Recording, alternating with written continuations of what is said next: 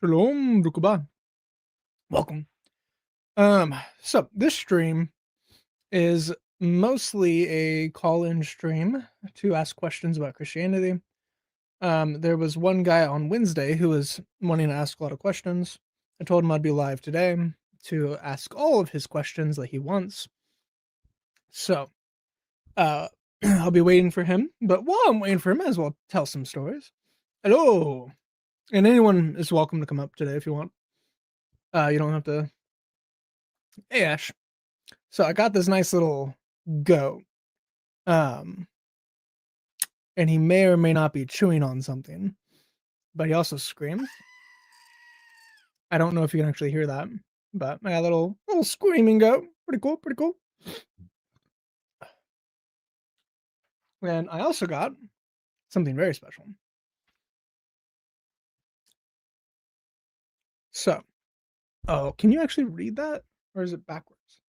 Oh, wait, I'm backwards. All right, hold on. Hold on a second.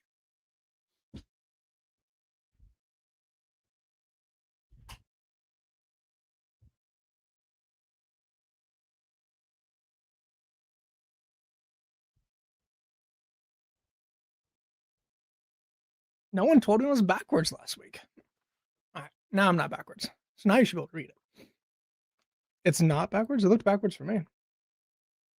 Hold on. Oh, it wasn't backwards the first time. Oh no. I have been defeated. Anyway, it's Alzuk coffee. Um, I'm backwards now. Okay, hold on. All right. You know, live streaming's hard.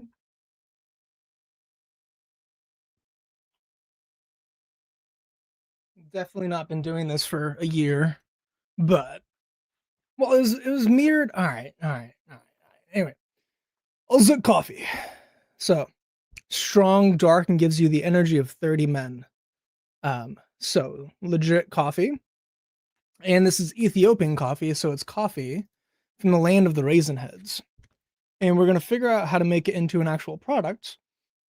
But you too, hopefully soon, will be able to buy yourself some nice Alzut coffee and energize yourself.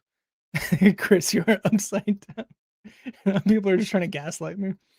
I could do an entire stream upside down. That'd be pretty funny. But anyway, so we're gonna have Alzut coffee. Then I also got me a nice little hoodie. So got a lot of pretty cool swag from the conference. So while we're waiting for people to come up, I'll talk a little bit about the conference. I met a bunch of people. You can't say that. Well, you don't want to be energized by the men of Lasut giving you energy? Yeah, there you go. Absolutely. We need that strength of 30 men. It's either that or sesame seed oil. Like, how else are you supposed to do it? Anyway. So, uh, thank you. Thank you for the 5 gifted subs. Um, anyway, so we gonna be answering some questions. Anyone has questions in the comments, we'll be going through Le Bible, or I guess any other questions. Um, while we wait for Tiger to join. Um, oh, the conference was really good. We ended up preaching at some mosques, so I got to do dawah in person to several Muslims. That was pretty cool. There's some stories I really want to tell, but I don't know if I can tell or should tell it. But it was pretty cool. We went to 4 different mosques as groups, and I led one of the groups going to the mosque, and we handed out a bunch of gospels of John, and I was like, hey, brother, do you want the Injil? Do you want the Injil? So I was like, hey, let's get Injils out to people. So I was like, hey, you want the Injil? Yasa. And I'm like, oh, what is that? And I was like, the gospel of Jesus. Here you go. So then I was handing out Arabic Gospel of John's, and we had a surprising number of people take them. I had a cross on my neck, so I wasn't like pretending to be a Muslim. Um, but that was pretty cool. We had a couple conversations, one of which was with the security guard, and he was claiming to be an ex-Christian, and he also told me that Matthew 28 wasn't part of the Bible. Matthew 28, specifically 18 and 19, um, was not part of the original Bible, according to him, which is absolute nonsense. So I tried to show that out to him, and then he like read it, and he was like, I was like, yeah, that's where Jesus says that he shares a name with God. So what is that? Is that shirk? And he was just quiet. He's like, this isn't in the Bible. I'm like, my guy, you claim to be an ex-Christian. You don't know that that's part of the Bible? Anyway, so we had some fun conversations at the mosque. I got to meet David. He made fun of me like 8 times. I got to meet IP and David's son, Hatun, Vocab, Thaddeus, Elle and Eric, Sarah. So we and a variety of other brothers and sisters. It was pretty cool. Spent a lot of time talking to people, um, talking about Islam, talking about the Talmud. I'll be doing a stream tomorrow with Chris on the Talmudic dilemma, with an Islamic dilemma focus. So we will be doing. Uh, I just noticed why you actually said that. Yeah, so we'll be doing lots of cool things, lots of fun things coming up soon. Me and Gadfly are going to put out a video together soon, and I'm going to be hopefully finishing up the book. That's going to be my main focus in the next couple months. I'm hoping to have that done by before Christmas. So that is my goals for the moment. But if anyone has any questions or thoughts or anything they want to go over, Abdul joined.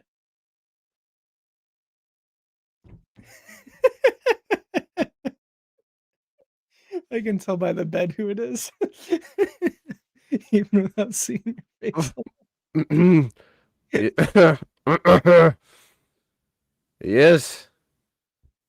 Uh, you are. You believe in Jesus.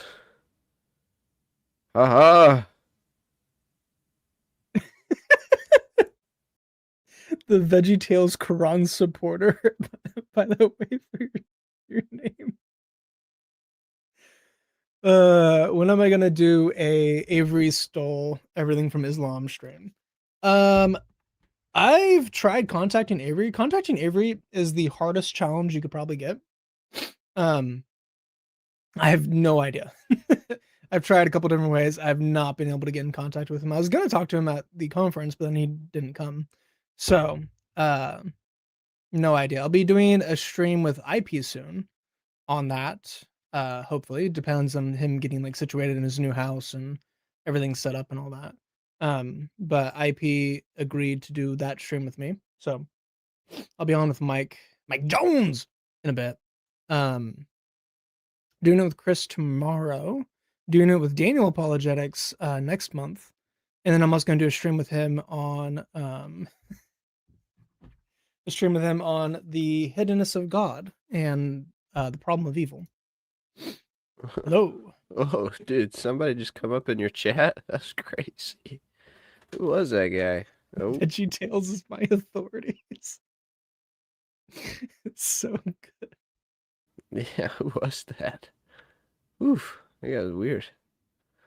I don't know. He made a great argument though for why we should all be Muslims. So I heard it and I was like, man, I don't even know if I want to go up anymore. I see. I choose the cup. If there was 1.8 billion, anyway, He I says choose the there cup is 1.8 billion Muslims. I will choose the cow.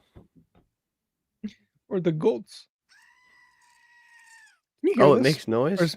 Yeah. yeah, can you hear it? I couldn't hear it Ah, before. nice. Yeah, my mic I think is cutting it out because it's clipping. But yeah, it's a screaming goat. So I have a Pretty screaming cool. goat chewing on some paper. Yeah, pretty based, pretty fun. It is Um, based. yeah. Anyway, so lots of cool things coming up in the future. Um, I will eventually be streaming with Hatoon. I have no idea when or how, but I befriended Hatoon pretty hard at the conference. Mm. She is so much fun to hang out with, and me and her were doing mock debates at one point, and I was pretending to be a Muslim for multiple days. So they had like some like debate training for the attendees. So we had people like, oh, defend the reliability of the New Testament, defend Jesus being God, um, attack Islam. So we were doing a variety of mock debates, and then I just became a Muslim. And the first time I was a Muslim, I was like smiling and waiting for them to speak and like nodding my head and just being like an agreeable person. And then she was like, "Okay, so what is wrong with Mr. Muslim here?" And I was like, I don't know, I didn't say anything." And she's like, "Oh well, since when have you ever seen a Muslim just sit and go like, yes, yes, of course, brother. No, no, no, no, no." So then I was like, for all of the other debates, and then I would randomly shout at them, Alhamdulillah, and then also, show me where in the Injil Isa that Jesus claimed to be God. So we did lots of those, and it was a lot of fun. And then I had one person come up afterwards and be like, "Chris, I know I shouldn't be saying this, but I actually think you beat Hatun in the debate as the Muslim." I was bringing up like Hebrew and like the Dead Sea Scrolls and other fun stuff, but I have had solid poops for 2 days. So Amen. there we go. Eating Mexican food is what cured me, not camel pee. But I didn't try camel pee, to be fair. Camel pee could have been the solution. It may have made it worse. That's also Most valid. undoubtedly. Undoubtedly. All right.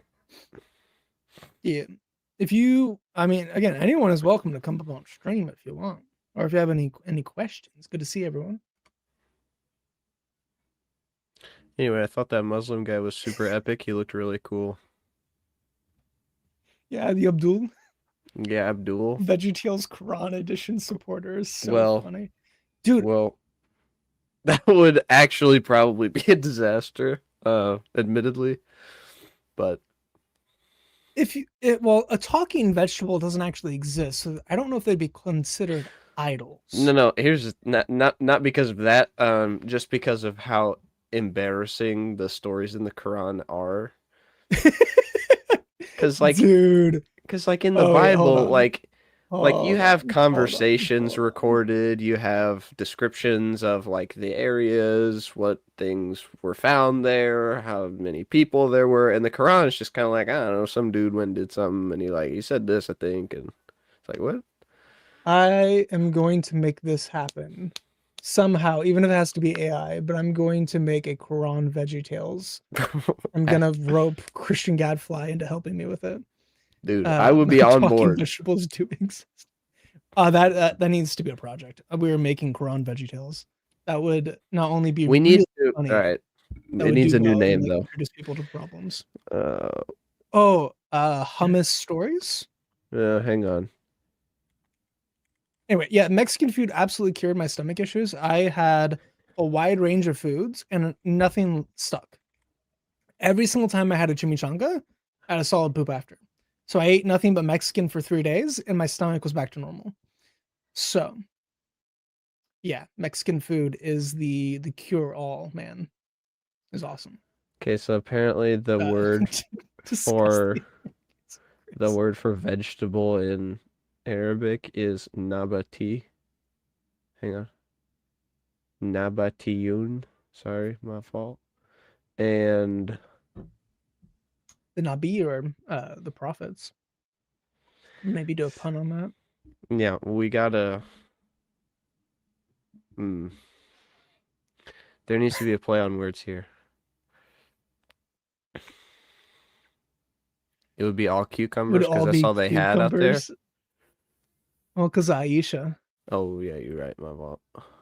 We could have her eating the cucumbers and getting fat as like a Cucumbers pickle or and something. dates. Well, here's the thing, because Ooh, technically a date VeggieTales, cucumbers. VeggieTales technically also has fruits in it. so it's not like there's Bob the tomato's a fruit. Um, so it's not strictly vegetables. I think we could throw in a fruit or two. I wonder if the word for fruit is any better. Fruit in It's Arabic. free in Hebrew. I don't know what it is in Arabic. I just sent me an email. Hang on, dude. I Ooh. don't think we can say this on stream. I'm not saying that. I'm sorry. You should look up. Everyone in chat should look up the word fruit in Arabic and then listen to Google pronounce it. Oh, I mean, it's close enough for the Hebrew. I'm not saying that. Be what, faik? I'm not. I'm not gonna. I'm not saying that. I'm sorry. Hold on. Let me see if I can pull up my Gmail. I closed all my Chrome tabs again. What about So plant? I need to do everything in Edge right now. Oh, there's no subject in the email he sent me. Ooh, that's good. All right, I'm gonna show that on the stream real quick. Save desktop. Yes, sir. Yes, sir. Nabaton Hold on. is plant. All right. So I guess All nabat right. is like the All right. technical. Oh yeah, I guess it's all different because they're see, because the word plant is not only that's insane, but okay, first of all, he shouldn't have hands. But it's okay. It's true. It's true. Because technically everything that they do, they just like float around. Right. But it is Larry the cucumber in a turban. It's hilarious. That's insane. Oh, Bob the Oh, tomato. yes. Dude, it's Dude, funny. No, you go ahead. Bob has the Muslim beard. Yes, I know. Oh, I love it. She needs her face hidden too. She just in a copy. Oh yeah, technically, if she were to be Anikabi, Ooh, she could be like a pea and have because peas have the shell, so just have the shell covering all but like an eye slit. it would be funny if it was a running trope that all women were ninjas. Like completely indistinguishable, dressed in all black. Uh, Cucumber needs a beard. He's a By the convert way, or he's a revert. have you seen Uthman's $10,000 reward for editing clips of that? I have seen it. Yeah. Dude, if Christian anyone Gadfly in made the a clip of it. yeah, if anyone in the chat hasn't seen that, it's crazy what these guys be doing. Like Ninjago but Muslim would be terrible. To be There's all fair, those like Ninjago's AI not Lego Christian Bible. either. Like It's true. All those Lego AI Bible remakes just do it, but for Islamic stories. yeah, I haven't actually watched any of those. Okay, hang They're on. not very good. That's what I've heard. I remember back in the day, see, I remember because so well, hang on, I gotta find out when this video was made. So I watched a video called Clone Training Center. Oh, really? Lego Star Wars Clone Training Center, okay? This was 10 years ago. The same guy was putting out videos. No, it was 16 years ago. 7.9 million views. Crazy. But this, I mean, it's like Yes, legit Jack. Lego. Um, man, it was so good. Uh-huh. But I miss because back in the day, people had real panache and like finesse with their Legos whenever they would make these stop motion videos. They were Oh, they were good. They awesome. were quality. Yeah. So good. And on such a like terrible Like, man, dude, yeah, crazy good. No, Lily's about to get I'm not gonna say that. What? Or just like throw you in the middle. Um Oh, bro. anyway. I froze. Dang it. Can you guys hear me? Yeah. We can hear you. Yes, we can. Dead, bet. With a How million y'all more doing? well on the way. It is Clone Good. Training Center may be the best brick film ever made, but that's obviously debatable.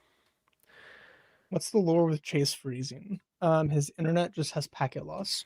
Yeah. It's real bad. It's not there's nothing I can do. It's like I could go on Discord. So like used to that's what we would do. We would Andrew and I would record videos in Discord and he would screen record them because Discord worked great and you could bring up like presentations and stuff. And since we weren't Yep. live streaming at the time, we just used Discord. Well, that never happened on Discord. But apparently now that I'm just on StreamYard, I wonder if this would happen on any different streaming services. I don't know. I don't know either. Yeah. I mean, we could try restream one day, see what happens. I can try it. Well, OBS Anyway. doesn't really do this kind of stream very well. By the way, Christian Gadfly, you are saying that they don't have devices connected. I don't know if you know that you are not, but I can't pull you up. So, anyway, yeah, we could restream maybe next Friday. It's saying my browser is blocking my. Well, then just allow it. Come on now. This ain't your first rodeo. The gin are off me. How you doing, Lily? I'm doing good. I'm doing good. How are you? I'm doing good. So for those who don't know, because she's not, you've never been on stream with me, have you? No, this is Third the grade, time. Christopher. Yeah. This is my little sister.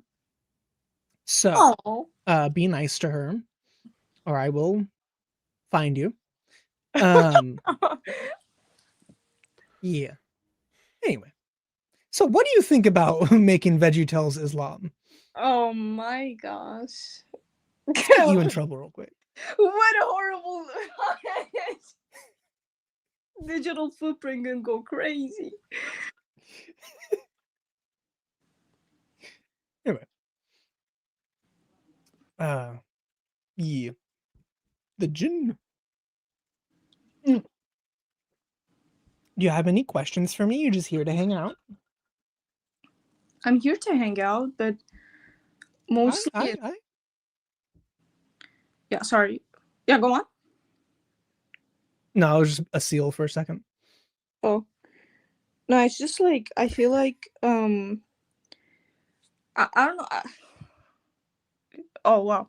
I don't know. I feel like lately it's just like I really want to like evangelize people. I don't know if that's my calling. I don't know what it is. I'm not sure what it is, but I just have to find a way to like really like just strategies and go with that. But I just don't know what the best approach is every time because like, you know, some people have been hurt. Some people like have been hurt from Christian people. Some people don't even believe in God at all. So it's like every time it's like you have to find a good approach. So that's what I'm trying to find out about.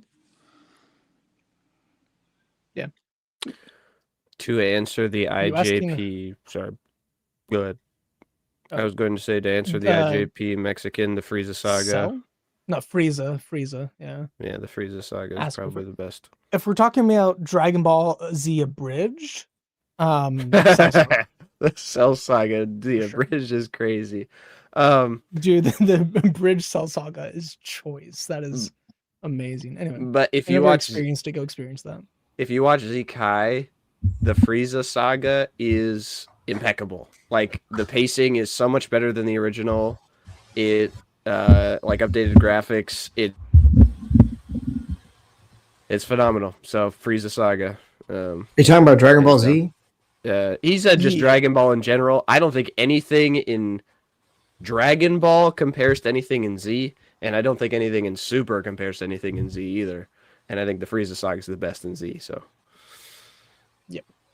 Wait, Okay. Christian is in the group chat, right? Yes. Yeah, finally. Yeah. Oh, you mean I was are you talking about on Discord? Yeah. I'm catching fart breath. Yeah.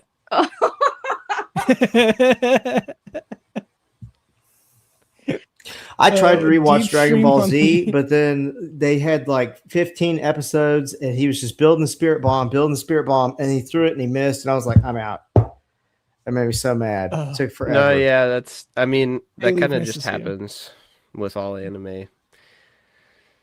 Unfortunately, Akira Toriyama, there just wasn't enough manga out for them to be doing some of that stuff.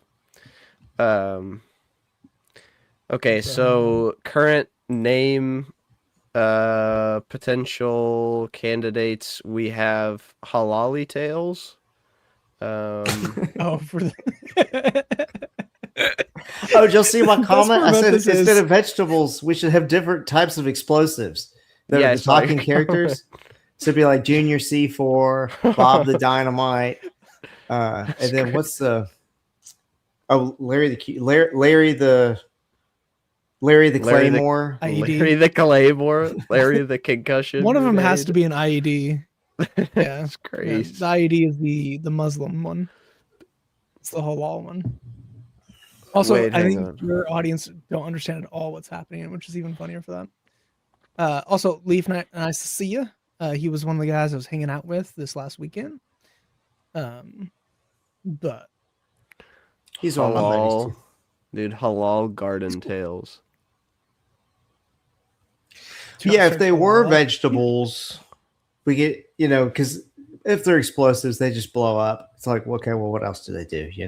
Mhm. Other vegetables, they can go through and live through like the Alexander story in Surah 18. Right. They watch the fish come back to life, and Moses is there, said Alexander. But they can help out Solomon and his bird army. That'd be a fun episode. Yeah. True. And his And you have a gin. bunch of like little berries walking around as the ants. that Could he you speaks imagine? to. Could you imagine just at the end of the episode, it's like, and so what we have learned. Okay. Oh, sorry. Yeah. Yeah, the I moral don't know if we lessons could would be add like, that to and the- that's why you never Right. insult the prophet, or you will get your head cut off. This is why you follow the Sunnah. It's just the Night of Elsa or him and Aisha. Yeah. Anyway, there was an actual question asked earlier on how to do evangelism. Not like I didn't this. want to interrupt because you guys got into the conversation, so I'm like, okay, my question didn't get answered. Whatever. You can absolutely interrupt whenever we're just talking about Dragon Ball Z. And Lily, you need to take your time and get comfortable and feel at home here because you are hysterical in the group chat.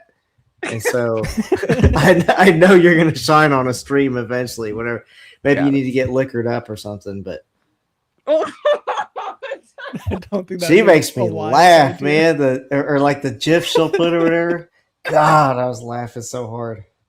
I'm going to be right back. I'm going to get another light to put in front of me so I can look as good as Chase does right now. I'll be right back. Ooh. Yes. Apparently, I look He has good. those very kissable eyes.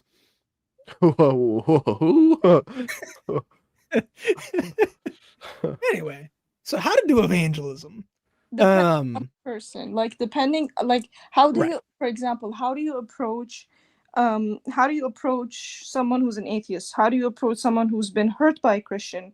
How do you approach someone who has been hurt by the church? Like it's like different scenarios, different people, because like you're gonna be around whoever, right? Like it just like you just have to know the right approach. But I guess it just depends from one person to another. But yeah, I guess what would be the question would be what would be the common thing for everyone to just like arouse their curiosity? Dude, I've been wanting You to should get check that out this book. book. Yeah, You've been wanting to get it. I've been wanting to get it too. Like, Just listen to it. It's only like 8 hours on Audible. oh, So the book goes through basically that question of how do you go about approaching. Oh, Robert's joined. Let's make it a party. How do you go about approaching different types of people, and how then do you come to what the best question would be? And ultimately, you do that by asking questions. So if it's an atheist, you figure out, okay, do they have an emotional problem with God, or do they have an intellectual problem with God? Even if they claim to have an intellectual problem with God, they likely have an emotional problem with God. So you can try to peel away the onion layers through their belief systems, and then get to, okay, what is the root cause? Then what question can I ask in order to show the inconsistencies within their worldview? And then once you can do that, you can plant the seed of truth into them. Like, oh, they're all relativist. If they're a relativist, you ask them, is that true? And they can't answer yes or no, because that would be a falsification of their belief system. So they say, it depends. If they actually answer with it depends, then you're like, okay, well, why should I be one? And then they can't answer anything, because again, that would be a truth claim. So they can't make any truth claims. So understanding the base flaws in most of the major worldviews helps with conversations a lot. Then getting comfortable going through the gospel message helps the most. But Okay. I think I know what the name should be. Whatever Chris said, I just agree Okay. with it. Oh, thanks. Anyone else want to add in something? What was the question? I missed it. How to do evangelism. Oh my gosh, that's such a broad topic, right? How to do evangelism. You know, I kind of take the approach. I've done some minor street preaching, and to me, it didn't really sit super well. Just because it felt just too impersonal for me personally. It just felt like I was, which I mean, there was the fun part of being able to talk to people about the Lord, but you know, I find it best, at least for my life, is just to get to know people on a personal level, and like Chris said, kind of figure out what their worldview is, and just be ready with a defense whenever they have a question. Lots of skeptics I have found in my life are kind of curious actually about about Christian worldview. At least the ones that like didn't really grow up with Christianity. They just are kind of curious about it. So it's just fun to talk with them and answer questions and be honest. You know, if you don't know something, just say, hey, I don't know that, but I can look into it for you if you'd like. And for me, it's just about building that relationship. Yeah. Don't ever fake an answer if you don't actually know. Just say, I don't know. Yes. That will always be not only better for the person, they'd also respect you more to admit that you have something you don't know. Yeah, but I feel like sometimes that backfires. I don't know. It is a wrong way of like being just like creating an answer, hoping for it to be like the right answer. Because like you go back and Google it. I was actually right or whatever. But it's like they question you, but if you can't answer, they'd be like, oh, you don't even know the answer to that question. So how are you a Christian? So it's like sometimes you don't have all the answers. that's a them problem, dog. Yeah, that sounds like really hostile. That sounds like they're just being a douche. Yeah, that's one way to put it. Because like there's yeah, go on. Sorry. I was just gonna give an example. So last weekend at the conference, we did street preaching. And with the Muslims, it's a very set thing. Like people are interested, like they're just coming out of the mosque, because we went to the mosque for the Friday prayer and sermon. So all the people are just like praying. They were just thinking about God. So they're in the mood to talk about religion and truth. So that's a very unique environment versus like going out and just talking to people on the streets. There are like, especially like restaurants. So like they're thinking about food, they're thinking about their job, they're thinking about anxiety. Like they're not thinking about God. So going to those people can oftentimes be way more hostile than if you were to be at like a set place and have like a banner, be like, hey, I'm a Christian. Do you want to discuss the truth, or do you want to discuss what happens after you die? Because then the people will be primed and thinking about it. I went up to several people to just ask them if they knew Jesus. And I went up to this one lady. My spirit was like, there's something off about her. I go up to her and was like, hey, do you want to talk about what you believe about God?" And she said, "No, I'm a pagan." And I was like, "Okay, all right." And I was like, "Okay, well, do you want to? Why is that? Why'd you become a pagan?" She was like, "Just because it's all well." She was cursing significantly more than I will, which is not. So she was, cursing me out, but she's like, "Oh, it's all just stupid." And I was like, "Oh, I'm sorry that you believe that or you feel that way. Do you feel like you were hurt by God?" Or she's like, blah, like just cursing. And I was like, "Okay, well, God loves you." And she's like, "I hate him." I was like, "Well, you're a pagan, so you don't believe in him." At least not, but it was just like that woman was obviously some form of demon possessed or demon oppressed. And I probably should have just tried to cast the demon out of her, but we were in a very public area.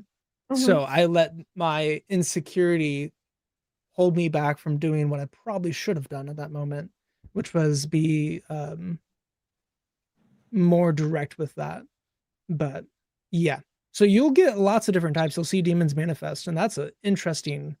I've only cast out demons once, but I've seen demons manifest a number of times. I've seen other people cast out demons. There's one time where my dad was casting out a demon in the parking lot of the church, and the guy was just, cursing and being very angry. And then he said, "You got a demon in you. I command that, or I cast that out of you in the name of Jesus." And the guy just vomited, like uncontrollably vomited.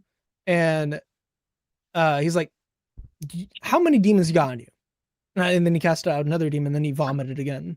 And he cast out another demon, then he vomited again. The guy had 3 demons in him. And every single time one came out, he looked a little bit better, but he vomited each time. And then by the end of it, he was just weeping. He was just on his knees crying. And then he gave his life to Christ.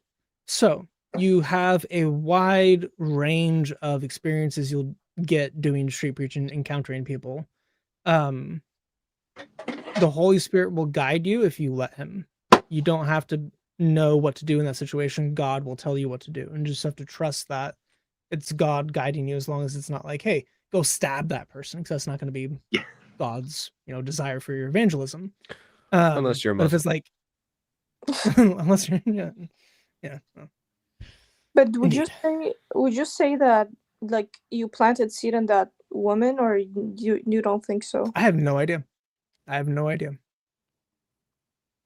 Okay. That was something I was thinking about the other day. Was we always talk about conversions, but there's a whole lot of people that Jesus impacts in the New Testament. We have no idea what the end of the story is.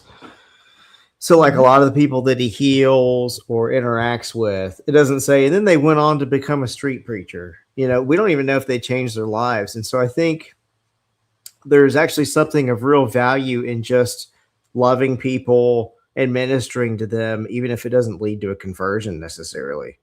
But go out there and make friendships and share the truth that you know. Right. And make that a goal along with conversions also. But friendships in themselves can be a goal. Not as amazing of a goal as a conversion, but still it's a goal in itself. Okay, just to clarify, when we say street preaching, are we talking street evangelism or street corner proclaiming the gospel? Hey there. For me, I'm just There are different contexts. street evangelism. I Okay. guess me and my buddies. Well, my buddy, I guess it's his idea, his brilliant idea. But he just had a sign that was like, "Can we pray for you?" And we would just kind of sit out during a busy night in town and just see who wanted prayer, and just kind of go out and talk with people and see what they knew about the gospel and whatnot. Right.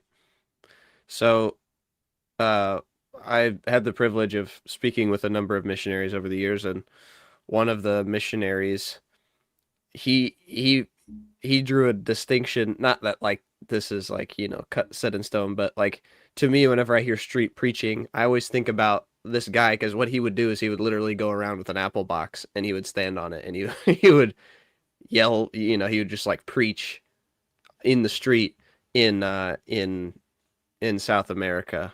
And he told me the story. He was like, he said one time whenever I was mentoring one of my other evangelist, missionary people who are coming out to live with us in our and do evangelistic ministerial work out there. He said, I want you to I want you to learn how to street preach, because the guy was familiar with how to evangelize and to share the gospel with someone, talk to another person one on one, but street preaching is kind of a whole different ballgame. And like your George Whitfields and your John Wesleys and those kinds of people, those were like the street preachers. But he said you have to get something to grab their attention. So what he did is he carried his Bible in a satchel, and it had a long handle, almost like a purse, but for your Bible. And he carried it, and he threw it on the ground, and he took his foot, and he kind of looped it in the loop of the handle, and he started shaking it, and he goes, "It's alive!" But he's screaming all this in Spanish and stuff, and he's like, he's freaking out, and everybody's like, well, they're kind of gathering around to see what's happening, and he picks it up, and his hand is shaking, and he opens it up, and he said, "It's the word of God is alive," and then he starts street preaching. So every time I hear somebody say that they've gone street preaching, I'm always like, that's exactly what happened, and I refuse to understand otherwise. They love a bit of that in America. Dude, I'm sure That's pretty you would awesome. probably get cursed off of the street if you tried to pull something like that in a crowded area in the United States. Yeah. How long did it take you to learn that the V is an N in Greek? It took me about 2 days to get used to it.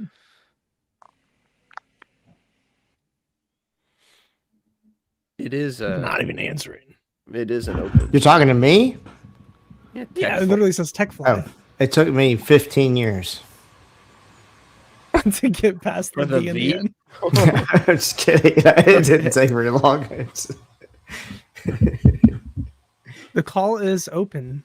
The If you more want to confusing hop up. one is the Is it a V in Latin is pronounced like a W, Mm. which makes it so in English Mm. it sounds so epic to say I came, I saw, I conquered. But in like classical Latin, it would be like wee weenie weeky. It sounds so much dumber. It sounds so much cooler in English. Cyrillic is actually pretty crazy. Wasn't Cyrillic invented by Christians to like translate the Bible into a language that the Russian people could read? Yeah, they were trying to convert all the Rus because they were so savage. They're trying to Right. domesticate them, so they I'm wanted pretty to spread sure that's. Christianity. Hang on, I gotta see. 'Cause Yeah, it's somebody two invented monks. it. It's two monks, and there's a whole lot of overlap between the Greek alphabet and the Cyrillic alphabet. And the older Cyrillic alphabet had even more. Yeah, that is what it sounds like. The older Cyrillic alphabet had even more letters than the modern Russian one. That's the same as Greek. Like it had Yep, the phi, Saint Cyril. the circle with the line going down. Cyril and Methodius. So the founder of Method. No, I'm just kidding. Cyril and Methodius invented the earlier Glagolitic script, if I'm reading that correctly, at the Preslav Literary School in the First Bulgarian Empire. Saint Clement of Ohrid. 9th and 10th centuries. Yeah, they literally did not have a written language. So they're like, all right, we'll make one up. There you go.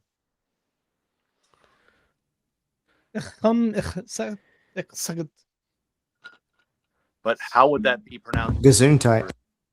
For real. Weise. How to be pronounced what? How would you say that in Hebrew? I came, I saw, I came, I Yeah. conquered? Yeah. I don't know. That would be what? Aniba, Ani Roa, and then I don't know conquered in Hebrew. No, you say it like this. You We came, we saw, we conquered. oh, we conquered. I That'd don't know be, where if it's we, it'd be Nachnu. So it'd be No, my fault. I conquered. Nachnu, Bayim, Nachnu, Roim, and then Nachnu, whatever conquerors in Hebrew. Moses came, he saw, he Yeah, didn't real do no conquering though. long as it's all done Lichbosh. for Friday night. That's all that matters to me. Lichbosh. Interesting. You have the Kavash, the Kavashti instead. So whenever I googled it, it said Likbosh, and then it said, oh, related forms is Kavash, and then you put the Kavashti there. So he didn't have any of the we's. Those are just the three nouns in plural. So ba is to come, then uroe is to see, and then kavash is to conquer. So it's bati, rati, and then kavashti in Hebrew. Nice. Sounds like the Yes. name of a late 90s grunge metal band. Batty Ratty Kavashti. I need to increase my Hebrew lexicon. I just don't have a very good gloss in any of the languages I know. I I took spend more time in dictionaries. I took Hebrew in the Christian college I went to and failed it pretty miserably, actually. But I will remember till the end of time that Zakane is wisdom, because the professor brought in a cane and he was like, this means wisdom. And if you got your vocabulary word, you know, he hit you with it. Now, obviously, that was because everyone was supposed to remember the word except for me. So I just got like tapped on the head with his cane. Nice. Yeah. Man, back in the day, whenever teachers would just straight up abuse you at school, those were the days. Yep. Man. When were y'all going to All these school? spoiled brats. I miss corporal. You said what? Corporal punishment. I miss corporal punishment. They got to bring that back. In the schools? Absolutely. Absolutely. You gotta I'm miss. not if you not have all letting your the fingers, state lay a man. hand on my kid, bro. Get that out of Nah. here. My dad grew up in Raven County, Georgia.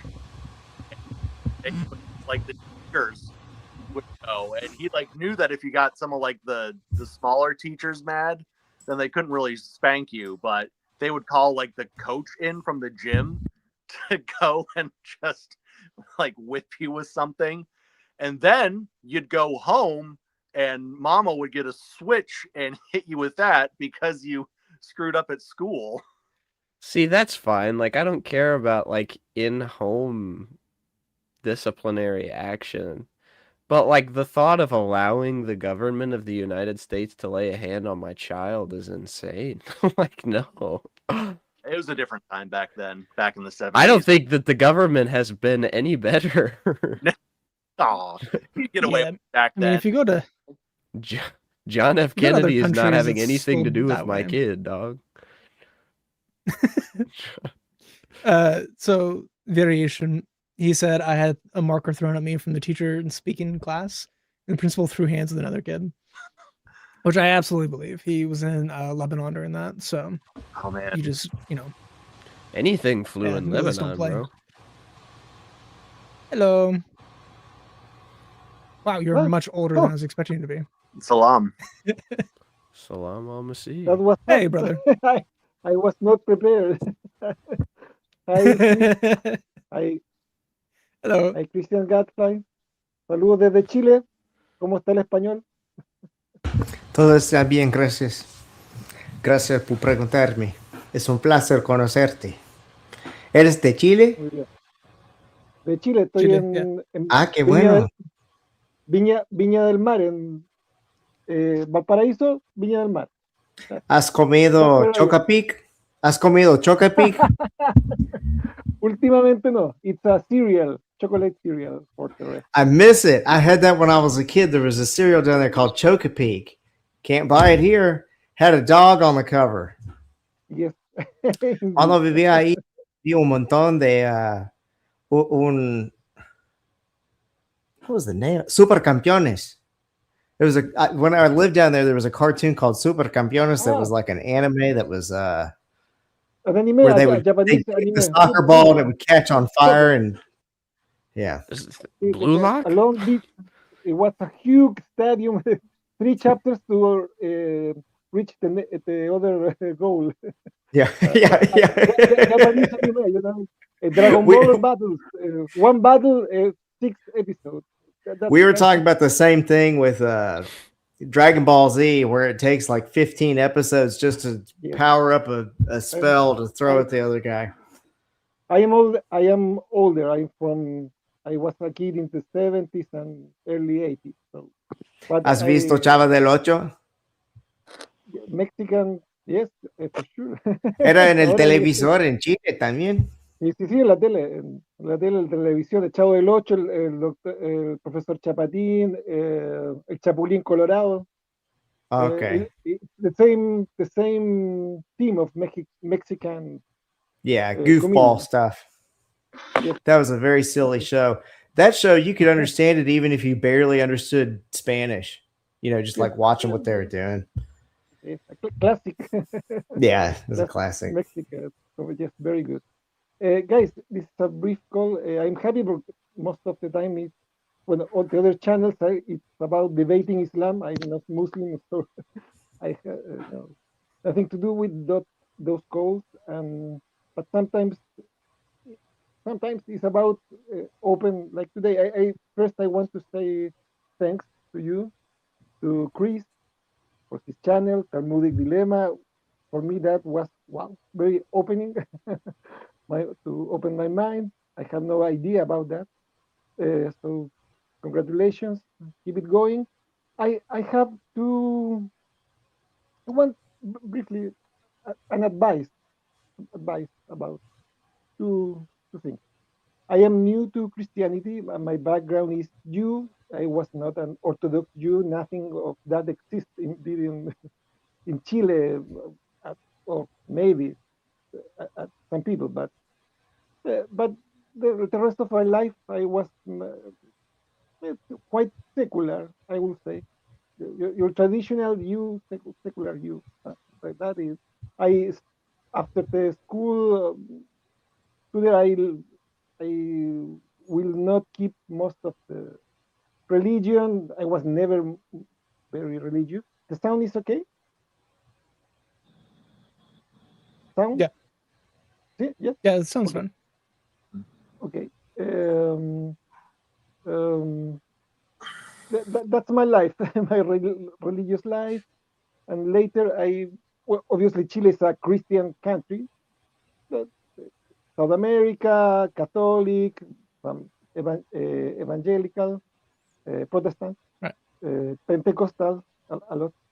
So lately, I was interested in Christianity. I started for various reasons, including October 7th. Some popped up David Wood and AP about Israel.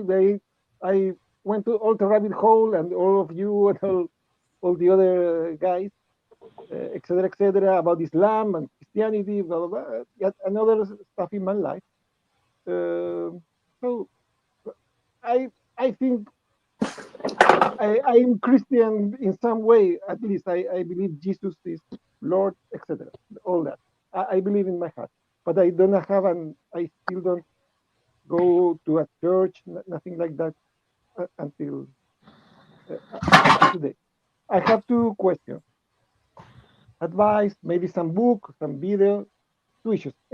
One thing in my mind sometimes is uh, a voice in my head when I am reading, but still in background in my head is maybe all this is just nice uh, stories, myths,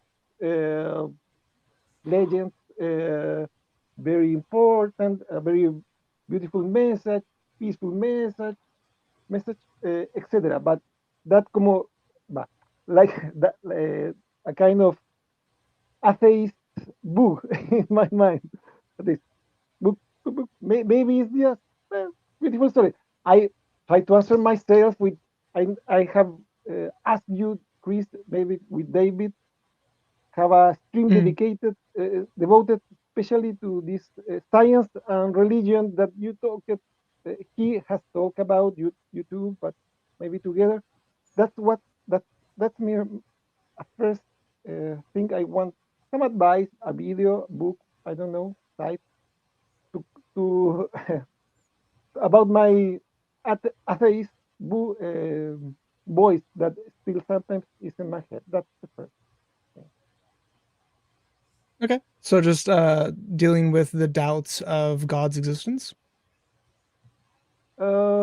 Yes, maybe I will add the second issue. Maybe it well, it's related. Okay. For a long time, most of my adult life, I was I am a psychologist. Indeed, my thesis to graduate from Mm, psychology school, it was about Ken Wilber. It's a thinker, Buddhist, but I think A, IP, Mac Jones, called that mm, perennialism.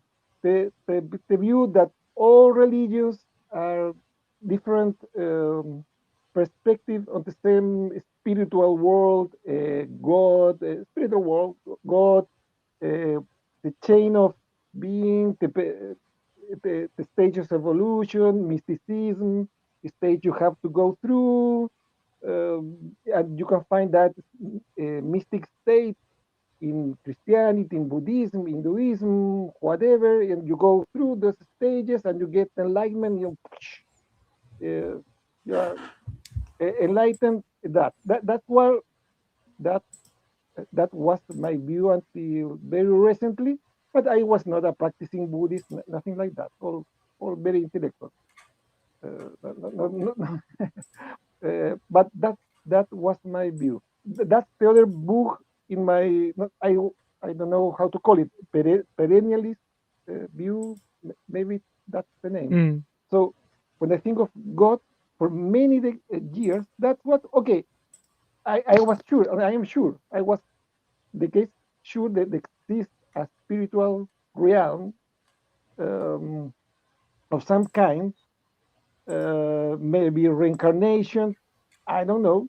Until recently, that was my general view, a very vague view of that. So if God exists, yes, but it was from that angle, not the Christian or Jewish God. That, that's my Right. that's my situation until very recently.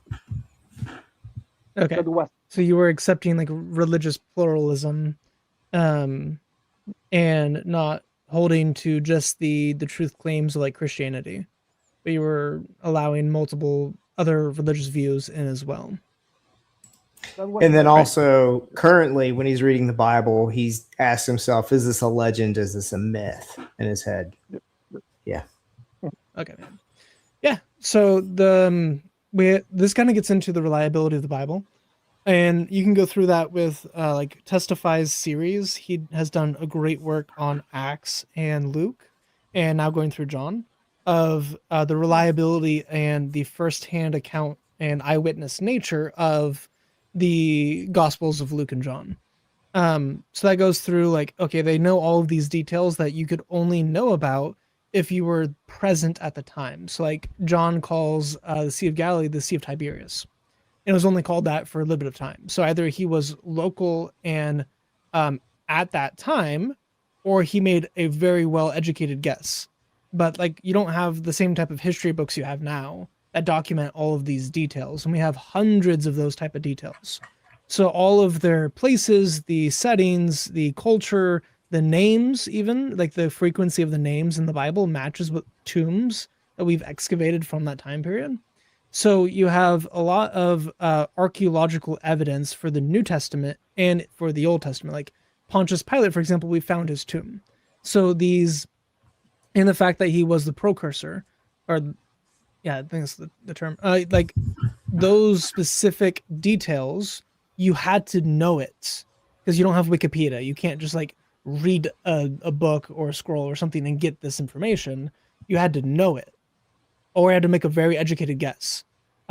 And all the like good guesses that people make in the Gnostics are all garbage and horrible and all false. They don't have the eyewitness information, so therefore they make up a lot of details that are just blatantly false.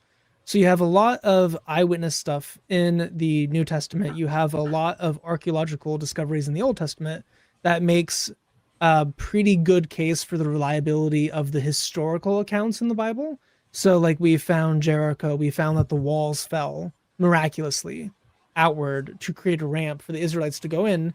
And then there's a burn layer where they destroy everything, including the food, which, when a conquering society, they're going into a new place, you don't destroy the food because everyone needs food. It would be idiotic to destroy food, but God commanded them to destroy food. So they destroyed full on clay jars, like very big, large, like multiple, like 40, 50 gallon jars of barley and wheat, unheard of in Conquest. But yet they did, and they destroyed dozens of them that we have in the burn layer. So, and obviously the walls fell outward, and I can like pull up a diagram for people, but it's really, really neat archaeology for that site. Then you also have tombs of various kings of Israel. There's a debated one for David. We have Hezekiah's tunnels. You have the Temple of Solomon. The wall, the Wailing Wall, still exists. You have a lot of the archaeology from David onward, just story after story after story. And even for the Torah side of things, we have some of the conquests, we have some of these cities. People have discovered things because the Bible describes something. They're like, I'm going to go look where it says that it is. And they find the place that they're talking about, even though it's buried by so much dirt. They just start digging in and they're like, oh, yeah, there was a city here. That's weird. So that's happened numerous times. There was an old adage of like every time an archaeologist puts a shovel into the ground, the Bible's confirmed even further. So you have a lot of evidence for the reliability of the Old Testament and the New Testament on historical grounds. And then it has morality that is revolutionary. So whenever you study the Torah and you see, okay, their treatment of women, like all men being made in the image of God is a revolutionary idea, because now slaves have dignity. And slaves weren't even human in every other society, but now slaves have dignity. The unborn had rights and protections, and if you killed an unborn, you were to be put to death. So they had, protections against abortion, protections against abusing women, especially pregnant women. They had protections against, abusing children. They took away the right of the parent to kill their kid and put it on the government, and the government never actually issued that right. So instead of like parents, because parents would just kill disobedient children all throughout history. The Bible said, no, we're going to have to do that anymore. Now you take that disobedient kid to the judges, and then the judges get to pick whether or not that kid lives or dies.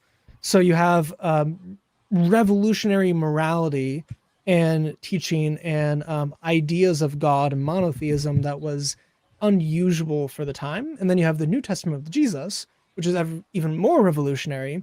And pretty much everyone has claimed Jesus because of how revolutionary and amazing he is. So Buddhists make him out to be a Buddha, Hindus make him out to be a diva. You have Muslims claim him as a prophet. You have Jews. Some of them are like, yeah, he's a good moral teacher. Then other guys like spit on the idea of him. So, mixed bag with them. But pretty much every system in existence claims Jesus because of who he was and how special he was. That's pretty weird. Why is this no-named backwater, like redneck carpenter the most important person in history? And why was he killed for claiming to be God? And then that become the world religion? It's hard to describe. It's hard to explain. And especially we have evidence for the resurrection. You can go through that as well. There's the minimal facts case and the maximal facts case for the resurrection. The minimal facts you'll find a lot more YouTube videos on. There's not many that have made videos on the maximal case. I eventually will. That's going to be like next year. So we'll get through that. But we have evidence for the resurrection coming from like the eyewitnesses to the resurrection. Several of them were brutally tortured and killed for their attestation to what they saw and believed. So you don't have like liars make very bad martyrs. It's different than like Muslims or like Hindus or Buddhists, like the Buddhists who set themselves on fire. Like it's different from them because they don't actually know whether or not the religion that they're holding to is true. The gospel and the apostles who were proclaiming it, who died for it, they knew if it was true. They were the witnesses. So they know if they're lying or not. So they're not dying for a belief that they've been indoctrinated into since children or childhood. They are dying for something that they themselves are claiming to have seen firsthand.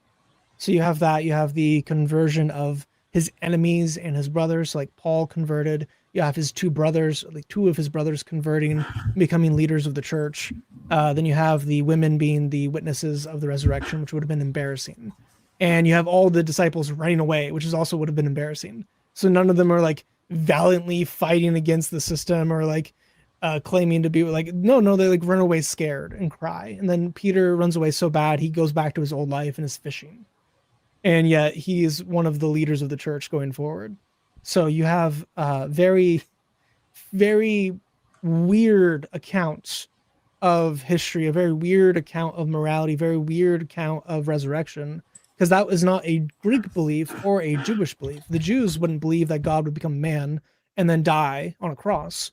Um, the Greeks did believe that God would become a man, but they wouldn't have accepted God dying on a cross. So for both the Jews and Gentiles, they were offended by the gospel because it went against their sensibilities. Yet it has revolutionized the entire world, and it makes truth claims that nothing else can be compatible to. So when you get to like the pluralism side, Jesus said, "I am the way, the truth, and life. No one can get to the Father except through me." Then he proves it by the resurrection. So if the New Testament is reliable, the resurrection is reliable, and Jesus claimed to be God and resurrected to prove it, it seems to be that Jesus is God, that he made truth claims that are incompatible with everything else, and pretty much every other system is incompatible with the other systems in general. So like Hinduism is not compatible with Buddhism. They claim it is. Some people claim to be both Hindus and Buddhist, but ultimately speaking, one of them is heavily either monotheistic or polytheistic, depending on what type of Hindu you are, and then Buddhism is atheistic. So you can't have both systems be true. And then you have Islam is not compatible with anything. Kind of need to get rid of it. And then you have all these other systems, like even paganism, like or like pantheism, it's still not compatible with the other systems.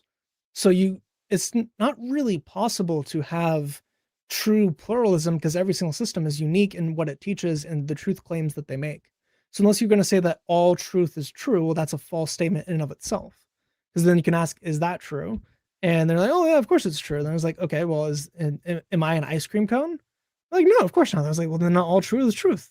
Like you're making up statements and there's contradictions. Like, oh well, contradictions don't matter, which is what the Easterners typically believe. But then you're just appealing to nonsense. Like if truth doesn't matter, if truth doesn't mean anything, then why believe anything? Why not believe that I'm a spaghetti monster? Yeah. I talked for a really long time. Hopefully that was useful. Yeah. One about the name is perennialism. So I'm not right with that's the name. The idea that all or pluralism you call the idea that God exists Yeah. a spiritual realm and you can go through stages and various religions all go to the same through various ways. I'm right. That's perennialism.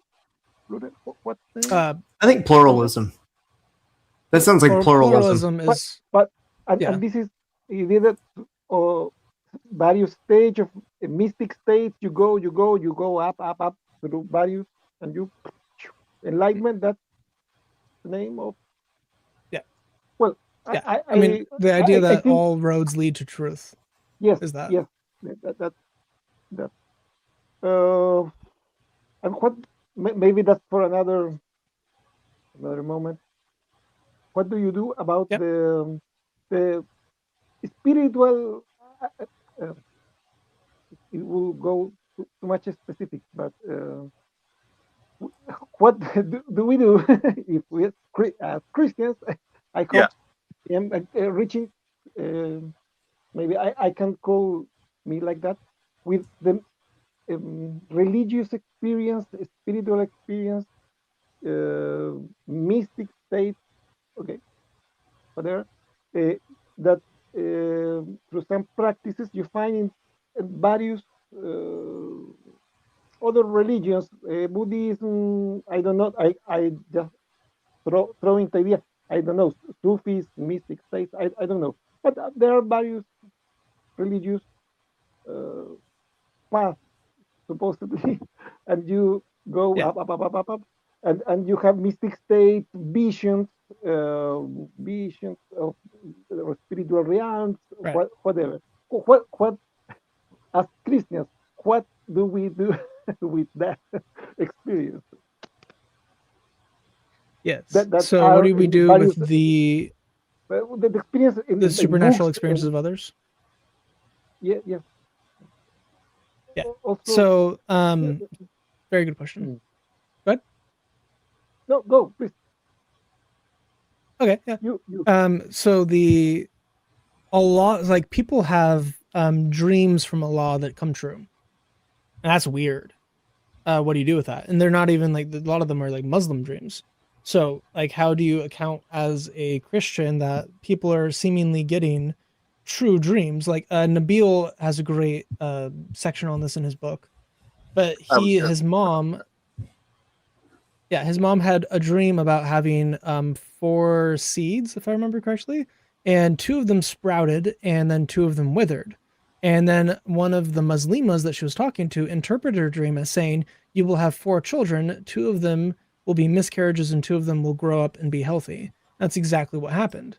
So is that dream prophetic? And is it prophecy from God, or is it prophecy from not God? And that's like a crazy thing. But people do have spiritual experiences all over the planet in many different systems. Some of it is demonic for sure. So like Wiccan, for example, heavily demonic.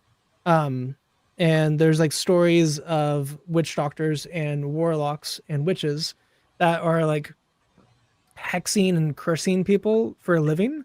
And there's 2 stories I can think of. One of them was a guy was trying to buy a curse on a Christian that wronged him, and he was like, "Oh no, I'm not gonna waste my time. Curses don't work on Christians. They work on everyone else, but they don't work on Christians," which is interesting in and of itself. But you do have the spiritual world exists. We all agree the spiritual world exists, and most of us agree that the demons and principalities and powers, both on God's side of thing and on the enemy's side of thing, they have actual ability to affect this world in a variety of different ways, especially if they're operating through a human. That's more of my belief for that rather than a biblical teaching. But my current belief, and this could be entirely wrong, but my current belief is humans are made in the image of God. We have an authority that's higher than other creatures, including like angels. So whenever we are allowing demons to work through us, we are giving that demon our authority to work and do things, which is how like some people are able to do miraculous things with demons and some people are not able to do miraculous things with demons. It's not because of the demons' power, but it's the humans. Again, that's my own wacky my tin hats over there, but my wacky tinfoil hat theory for that. As far as like predicting the future, that is very strange to me. Maybe someone else has a better answer for that. But the fact that it happens at all is weird, especially because that's supposed to be God's prerogative. So is it God providing that for like seeds to be planted to like show who he is? I don't know. So anyone else have any thoughts on that? Yeah. So I wanted to tell you que tengo un testimonio en mi canal sobre mi journey y todo lo que ha pasado en mi vida y suena un poco como lo que está pasando contigo. And also that like a lot of times doubts aren't necessarily something del mente, even though it seems like it is. But write it out. Write out your doubts in a journal and keep them organized. And just even writing them out, and then you can think about it more clearly. With like supernatural stuff and weird stuff, there can be a lot of weird things that are true in the world, but Christianity is still true, right? So long as Jesus Christ is God and he died and rose again, you could have potentially Jungian synchronicity or some kind of really weird, like ESP or, people who aren't Christians who are having weird dreams that end up coming true and weird coincidences, because it might just be that our consciousnesses operate in data, and at the foundation of the universe, data is what everything's really made of instead of material. And so weird coincidences will pop up or whatever it is. You can run all sorts of systems within Christianity so long as Jesus is God and he died and rose again. And these other things are just weird, but it's not like it determines what the purpose of our life is or takes glory away from God or, if anything, it add glory to God because you go, wow, that's weird. Like fish keeps popping up, whatever it is, So the system can be quirky and still work within Christianity. So I have a question. If Satan appeared to Job and told him everything that he was about to do in Job chapter 2, and it happened, would that make Satan a prophet? No. Well, No. no. No, it wouldn't make Satan a prophet. It just means that Satan was given this authority to do these things to Job's family and to his skin, and he did it. He executed his authority. He knew what he was going to do beforehand, and it wouldn't have been far past Satan to have said, hey, go tell Job that this is going to happen, and I'll make you look like a prophet. So I have absolutely no doubt that there are certain things that happen within the world that Satan has actively had a hand in, and people who are under the influence of demonic forces can absolutely predict those things because they know what their master is doing. Thanks, guys. I will take some stuff you have told me, advice also. Maybe in another time, I will tell you how my my trip is going about this. And thanks again. Keep the good work. And see you next time. Hasta la Nos vista. vemos. Cuídense. Y como Chao. decimos en Chile, chao. Hasta Chao. luego. Buenos Chao, chao. noches. Buenas noches. Buenas noches. Chao.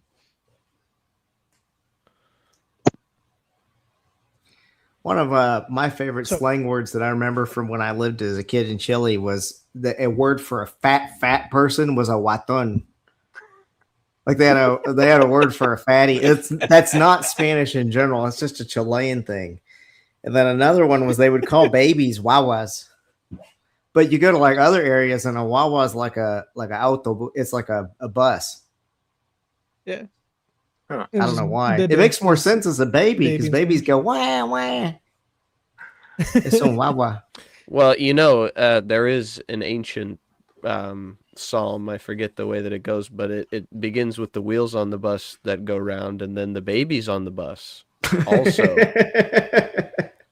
Go round, yes. That's Yeah. the Well, they don't They go go round. wow, wow. Hopefully not. Yeah. They go. No, they go wah, wah, I wah. mean, Right. Yeah, of course. But Chris, do you really have children? Yeah.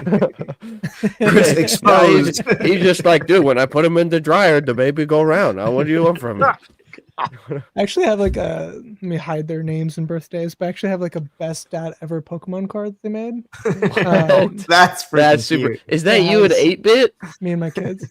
Yeah, it's me and 8-bit with my children. That's dope. Where did and your 8-bit. kids make And those? then, yeah. Pokepet. I want to make one. It was pretty cool. And it's metal. It's not actually like plastic or the cardboard. It's like a metal, I guess, like pretty cool.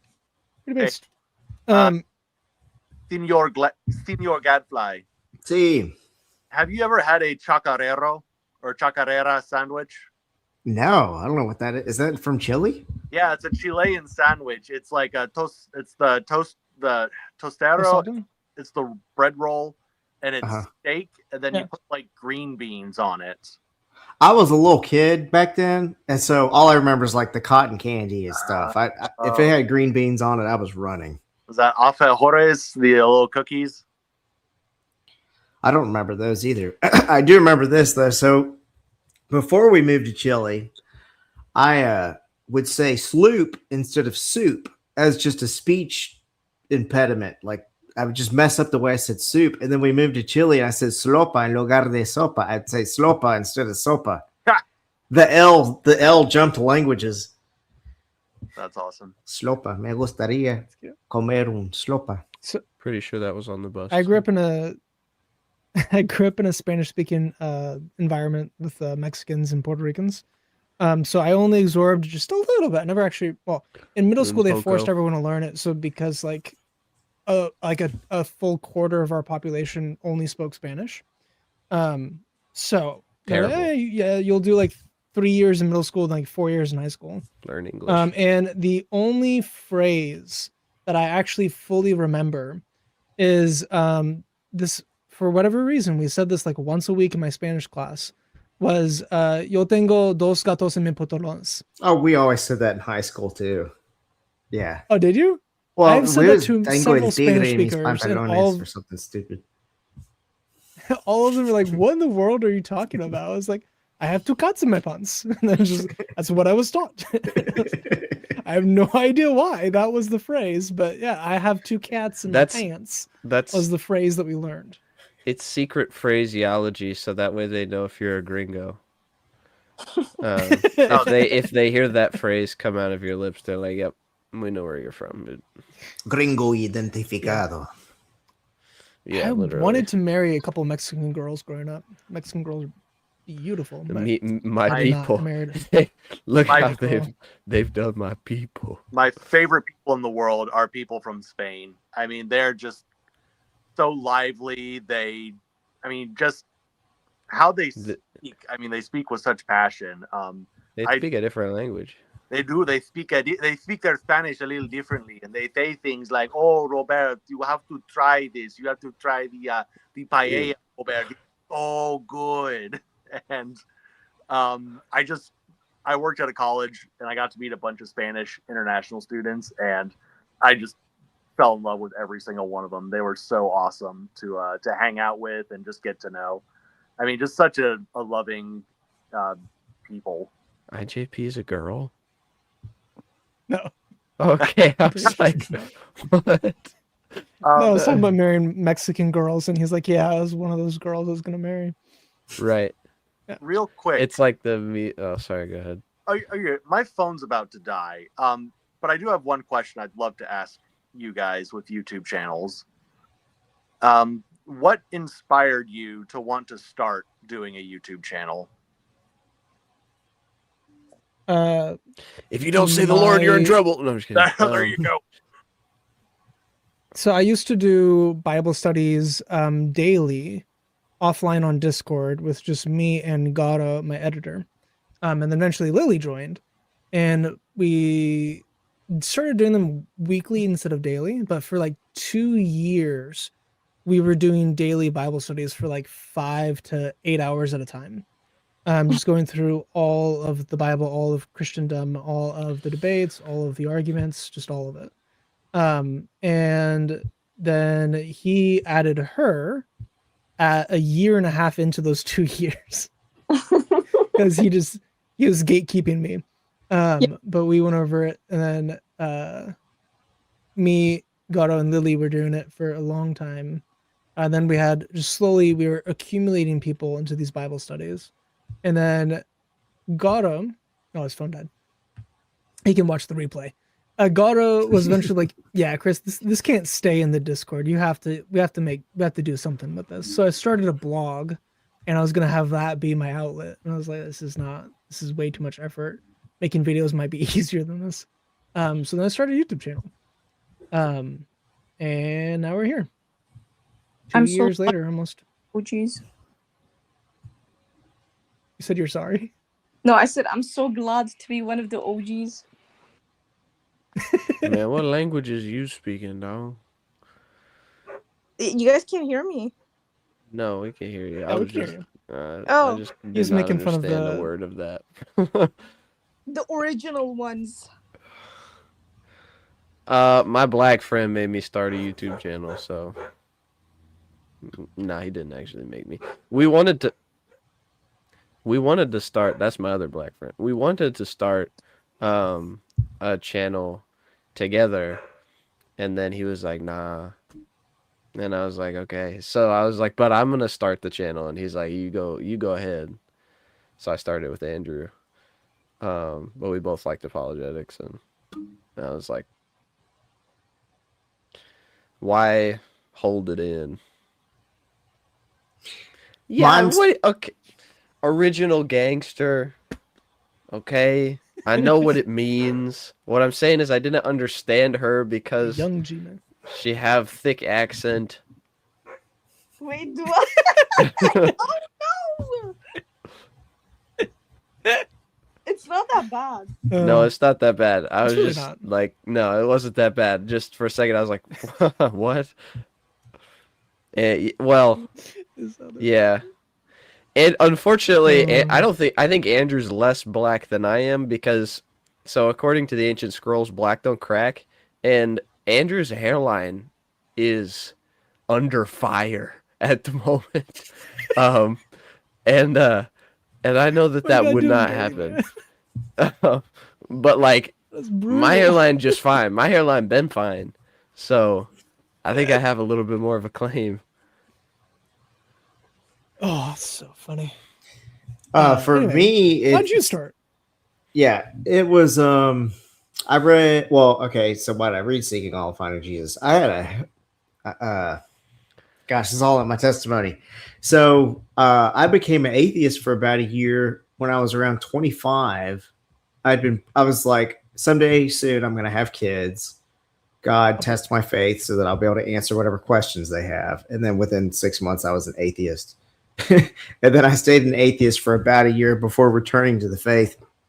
And I got into apologetics in that entire season of my life. And one of the books I found within that season was Seeking Allah, Finding Jesus. And I read that book and I fell in love with Nabil Qureshi's parents. Like I ached for them to be saved as I was reading that book. And so that's what first made me get interested in Muslims. And then I started a podcast. I didn't even know anything about YouTube, really. I had a podcast and I would post my podcast episodes onto YouTube. So there wasn't a face or anything. It was just the audio. And it started as those. And then eventually I went into making videos, and I've always loved sketch comedies. And so I just kind of naturally integrated that. While we were talking to our friend from Chile, GOA, I went back and republished some of my old podcast uploads that I had set to private because I just didn't want these boring dead videos on my channel that don't have any video. But the topics of the ones that I published have to do with stuff he was talking about. So if GOA, if you're still out there listening, some of my old podcast episodes that are like the first things I posted on my channel from way back when, I've republished those. There's nothing to watch. It's just audio, but it talks about stuff like just Christianity being true and everything else being false. How does that play out? How does that work? And just other stuff. There was other ones that I published that had to do with things you're talking about. Uh-oh, there's a gangster here. No, this is a cold pack. I drink caffeine for the first time in a month and a half, and I got a migraine. So I lay down a just beat. gotta nurse that for a second. Lay down a beat. I'm gonna wake up my kids. No. See, we're beatboxing. You're supposed to be laying down the lyrics. You're the one who look it. Dude, start saying stuff about Al Zook. Come on. Boom, boom, boom, boom, boom, boom, boom. It's okay.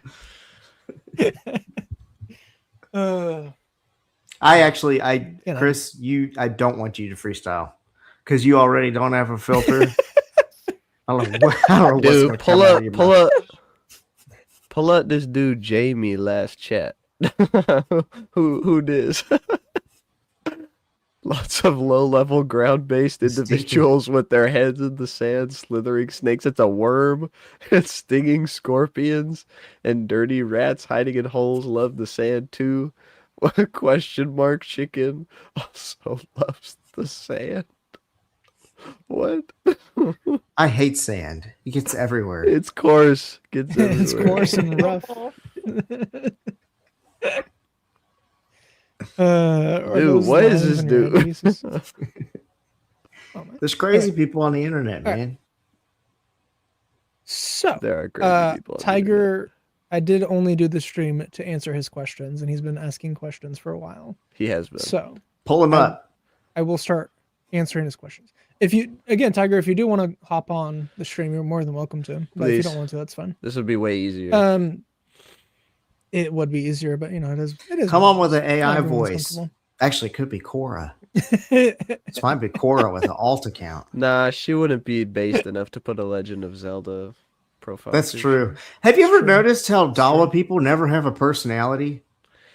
Their personality is that they're just insufferable. what is something that you like besides dunking on Christianity? Anything at all? Just name anything at all. Is there something that there's never like a video game or obviously there's not going to be a song that they like or a movie. It's just they're all just like robots.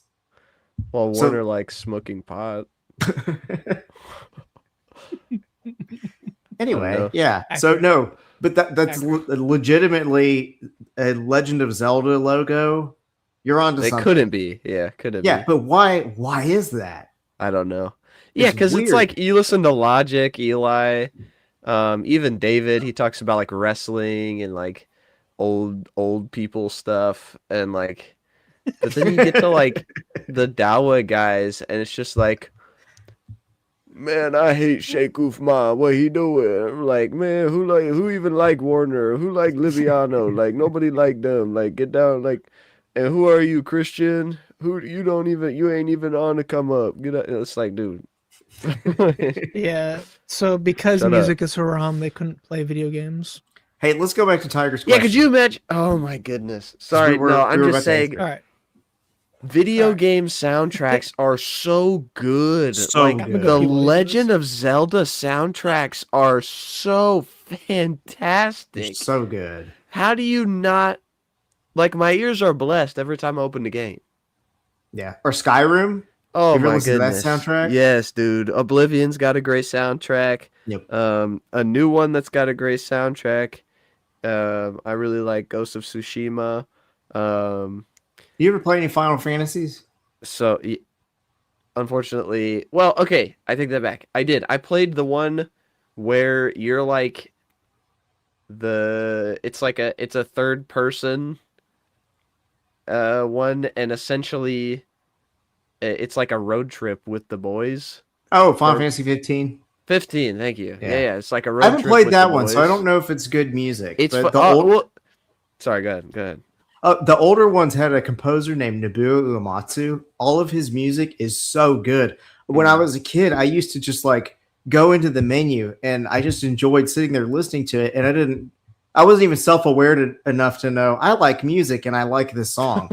But I would just sit there as a kid and just have the menu going. And yeah, I didn't even know why. I just enjoyed, The music was good. The gameplay was fantastic in that game. Like the controls and everything, super great. I'd never played anything like that before. And I was like a freshman in high school when I played it, I think. I might have to go back. When it comes to 8-bit games and stuff, the only games that really kept my attention back in the day was like Donkey Kong Country and like Pokemon. that was good music. Oh no, DK Country had some banging music, but like Star Fox 64. Then the Game Boy Advance, we had Pokemon Crystal on it.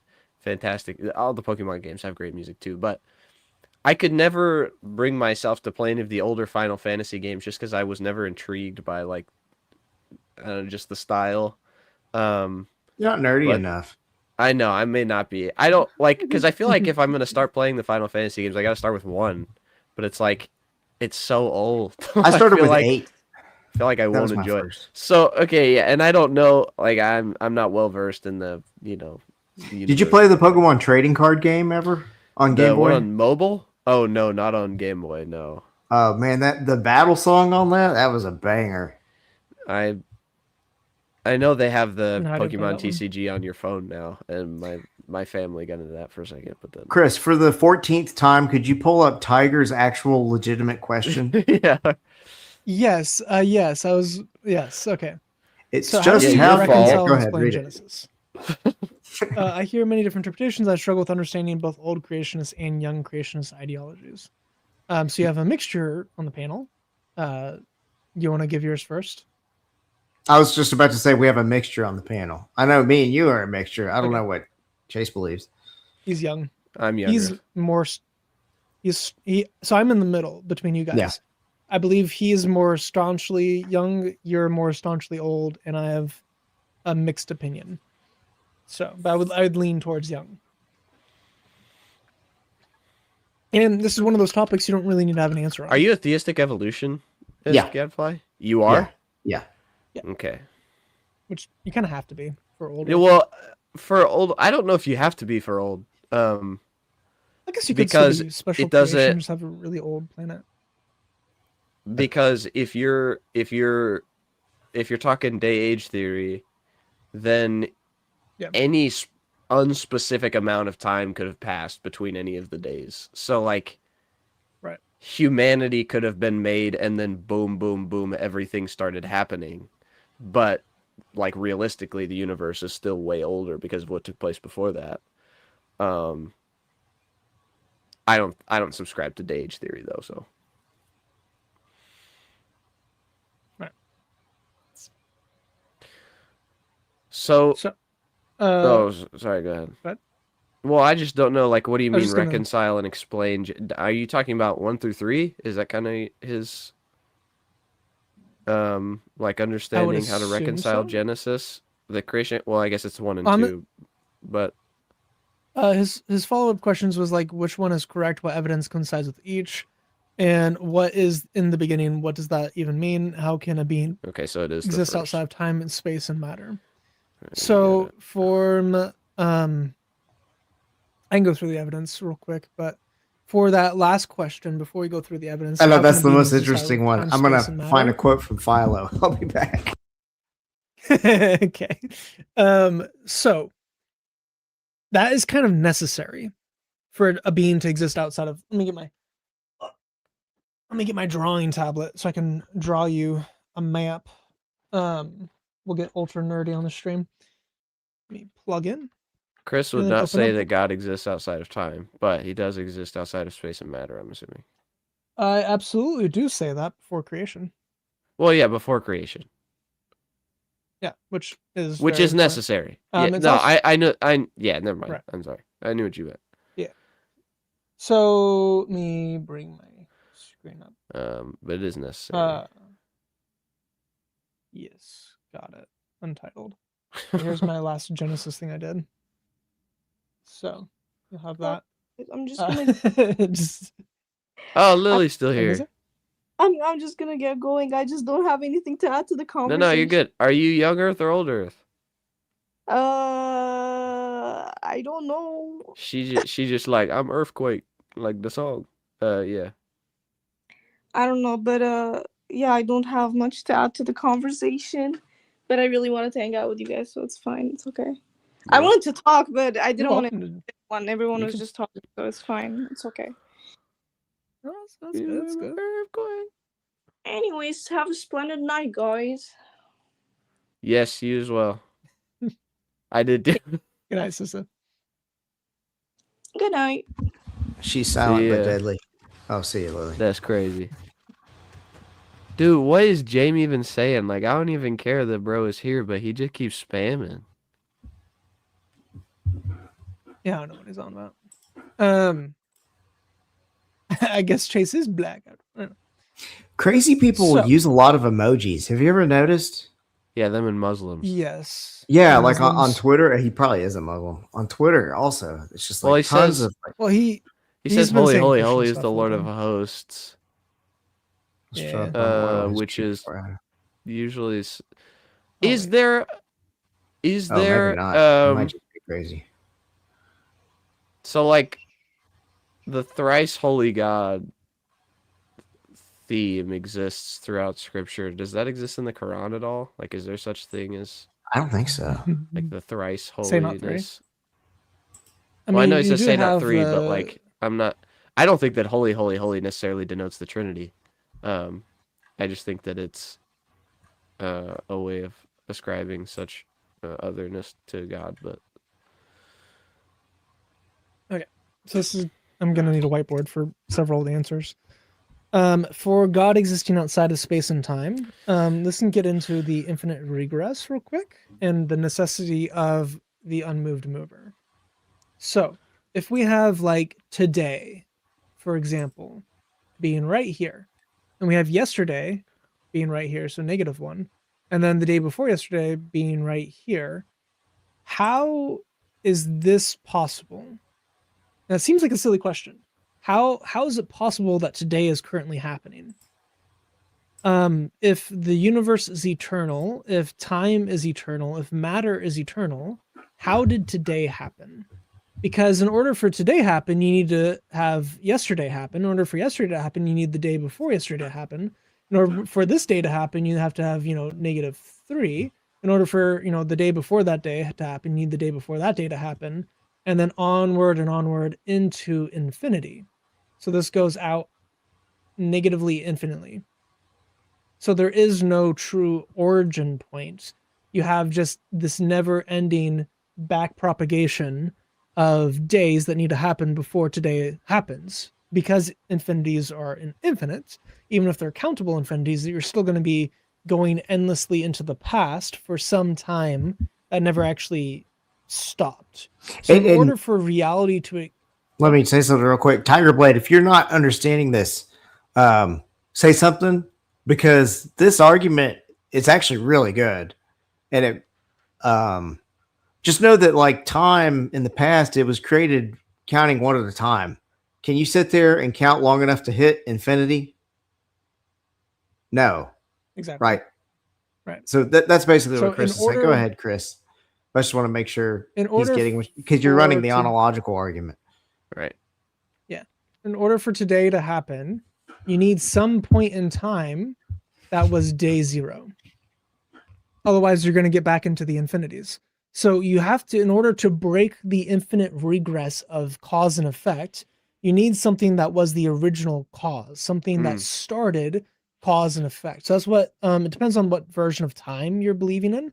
If you believe time is the sequential sequence of cause and effect, one state of reality to the next state of reality, which is mode B of time for like the philosophy side of things, which is what I believe in. I believe in B mode of time. In order for any time to exist in the present, you need a stopping point in the past. You need something that caused every single event that then would lead to today. And whatever this thing is the cause of everything. So all that we currently see today, all that you've currently lived out, everything that came before you was caused by whatever this original thing was.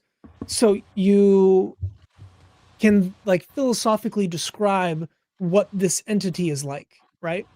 Let me tell So if Tiger I then Blade start something real quick, Chris. So this is two separate arguments that are both cosmological arguments. One, sorry, it wasn't the ontological argument, it's cosmological argument. So the first one he ran is the Kalam. It's a time-based cosmological argument where it's like, infinite regress, but yeah, time needs to have had a beginning. And then this next one is more Leibnizian, where it's causes leading up until today. So these are independent arguments, but they come to the same conclusion. And so whenever you have multiple arguments all pointing to the same conclusion, it makes all those arguments stronger. So the arguments are, they're independently bringing you to the same thing. Yeah. All right, keep going, Chris. Am I a mod on your channel? I don't want to time out the Jamaica. Boot that I'm not a Jamie, mod on your dude. channel. Feels bad. Okay. So we have what? How do we describe the characteristics of this entity? Whatever this original cause is, can we deduce logically some attributes of this entity? So you can, the answer is actually yes. You can figure out that he's timeless because he has to be outside of time. He has to be the origin point of time. He has to be the origin point of cause and effect. So he has to be timeless. He has to be matterless or immaterial, because, and he also has to be like energyless or like not made out of matter and energy, and also spaceless because he isn't in like he's not inhabiting a section of the universe. If the universe doesn't exist yet, because that is the effect of this first instance, then whatever was existing before the first instance had to be something that is outside of the reality that we're currently observing. So this has to be timeless, has to be matterless, energyless, spaceless. So the three-dimensional existence that we observe, whatever entity started it, it can't be made out of that thing because it has to be the origin for that thing. So it doesn't make any sense to have a god or the first cause or the first entity. So like the Big Bang, for example, can't be self-reliant. It can't be its own cause because it is made out of these things. Where do they come from? If you have eternal versions of that, that gets into possibly entropy, but how do those things even exist in an eternal or non-temporal sense? So you get kind of this abstract, immaterial, eternal cause of the universe. It has to be powerful because it created the whole universe. So it has to be strong enough to make the universe. It has to be a mind or a will because it had to choose to start. Because if it was pure potential, how did it become actuality? So, like, if I have the ability to create the universe, but the universe isn't made yet, I then have to choose to go from not creating the universe to creating the universe. That's the first cause, is the creation of the universe. So, whatever that first cause was, it had to have a will, it had to have a mind, it had to have agency. It made a choice to create the universe. So it is an immaterial, eternal mind that is powerful. And then we could also describe him as orderly because we observe order within the universe, but he could theoretically exist without order, which also applies logic as well. Logic can only exist because of this being. So you can have these attributes, all these attributes are not required for this God to exist. And then you can make an argument for the goodness of this creature as well, based on the observed reality that we have. And that gets through the argument of beauty, which David Suarez just wrote a book on, which is really based. And I can put that in chat real quick. But yeah, very, very cool. Very, very cool argument. Uh,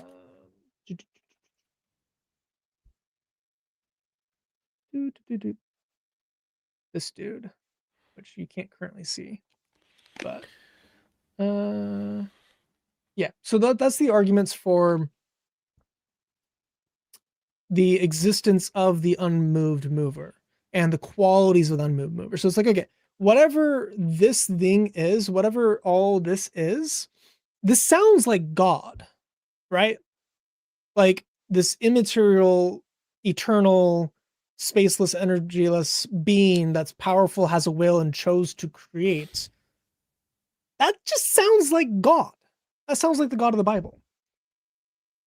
So, philosophically, that is the God of the Bible. Like, the God of the Bible agrees with what we can deduce using logic, which is pretty neat. No other system has this, by the way. Almost all religions don't have an eternal God, an uncreated deity.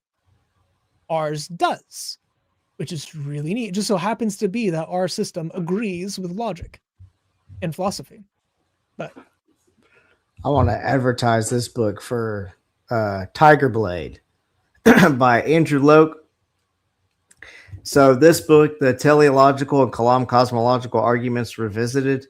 So it talks about these cosmological arguments that Chris just ran, and then to help make the first cause God, he runs a teleological argument, which is the one from fine tuning.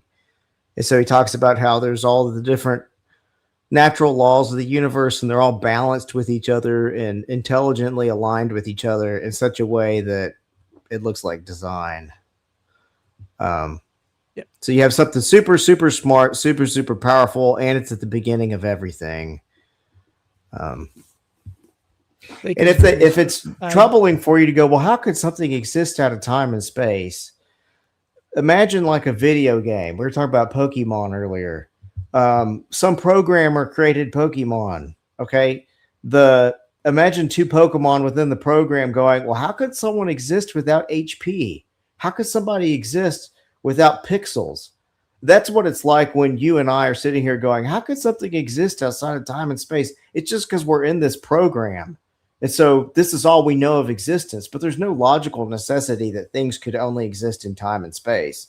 That's just the only, like a fish in water, it's the only reality we've ever known.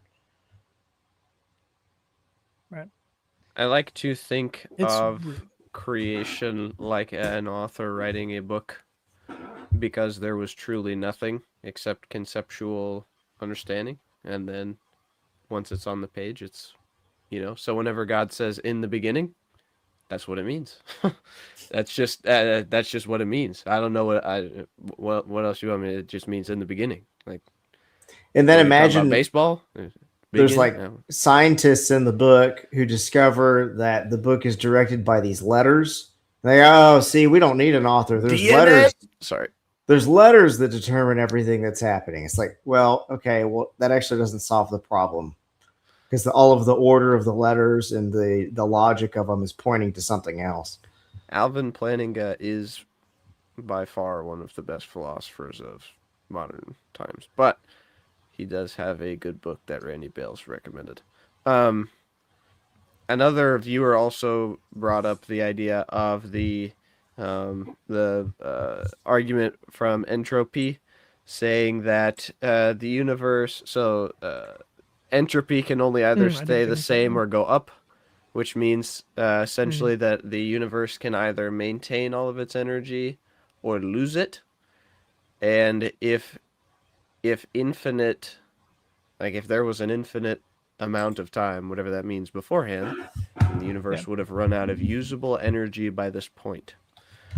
Unless it's not a closed system, but we have no reason to believe the universe is not a closed system. Right. There's no reason not to believe that. Unless you're a theist. Then you can believe that it's not a closed system. It's true. And maintain consistency. Because like there are people who do say that when the soul interacts with the brain and the body, it actually introduces energy, which is interesting theory. I don't know if you've ever explored that, but I got a membership party. Thank for everyone donating memberships. You do actually have the CIA talking about that and talking about using it to assassinate people, which is really neat. So that's in some of their unclassified reports for Project Gateway of trying to harness the energy of the spiritual realm and trying to also do it for reconnaissance and assassinations. So that's Looking Glass is crazy. Project Looking Glass was one of the most insane.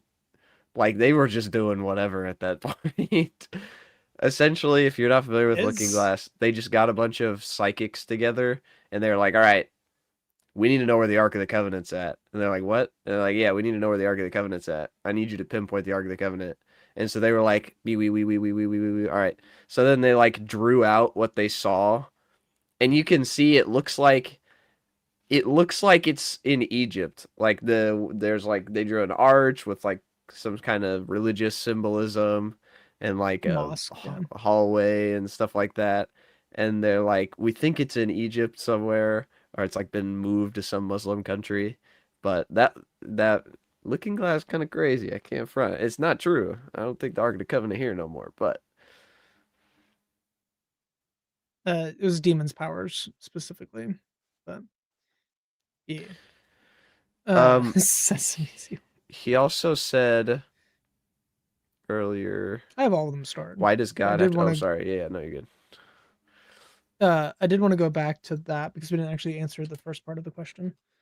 So you brought up the entropy argument. That's the best argument we have against the universe being eternal, is that it can't.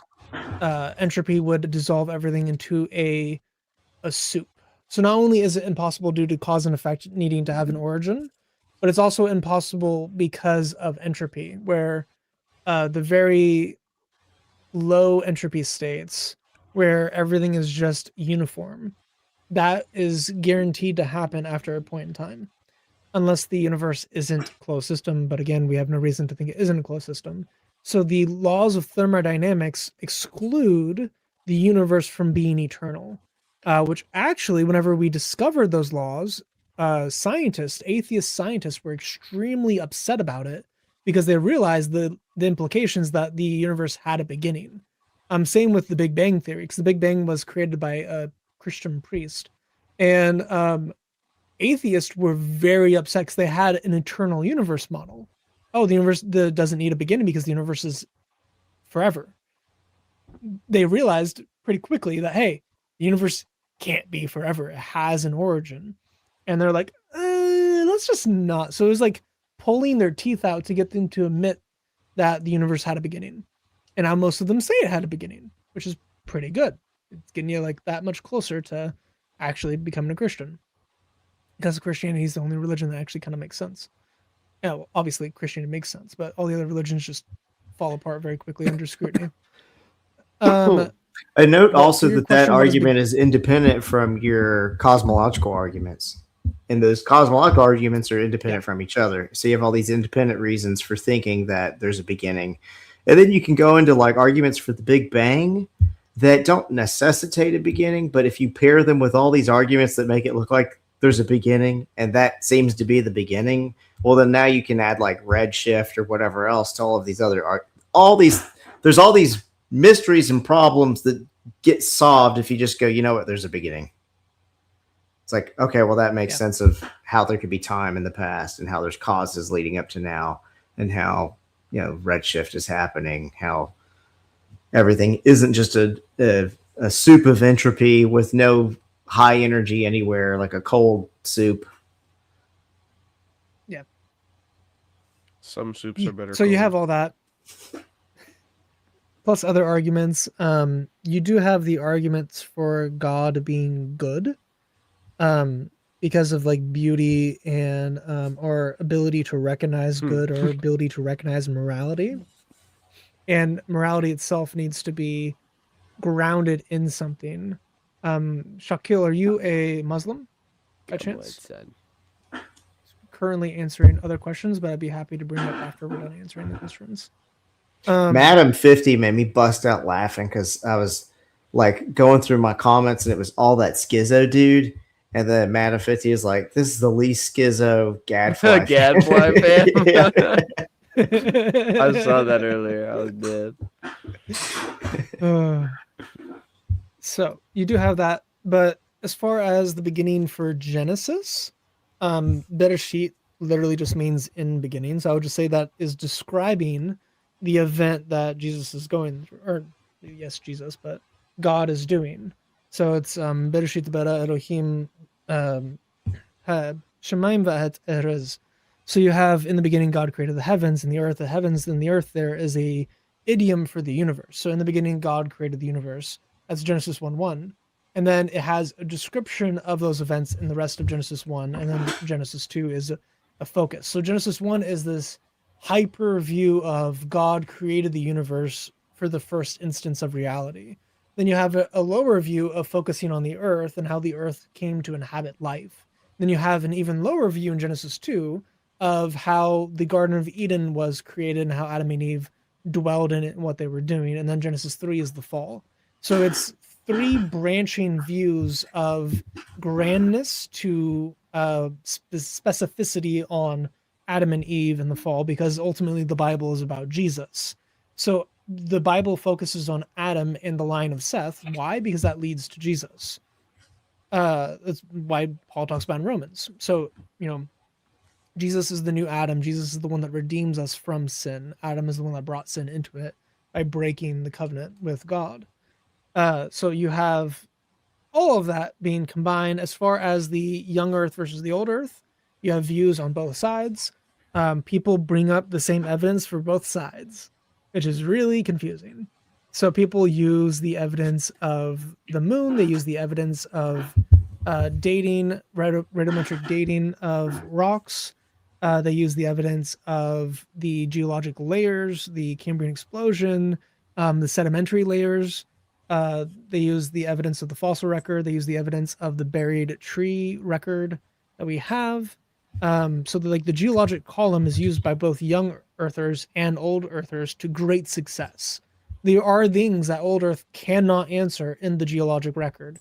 And there are things that are extremely difficult for the young earth to answer in the geologic record. I don't think there is a clean solution for everything that we see.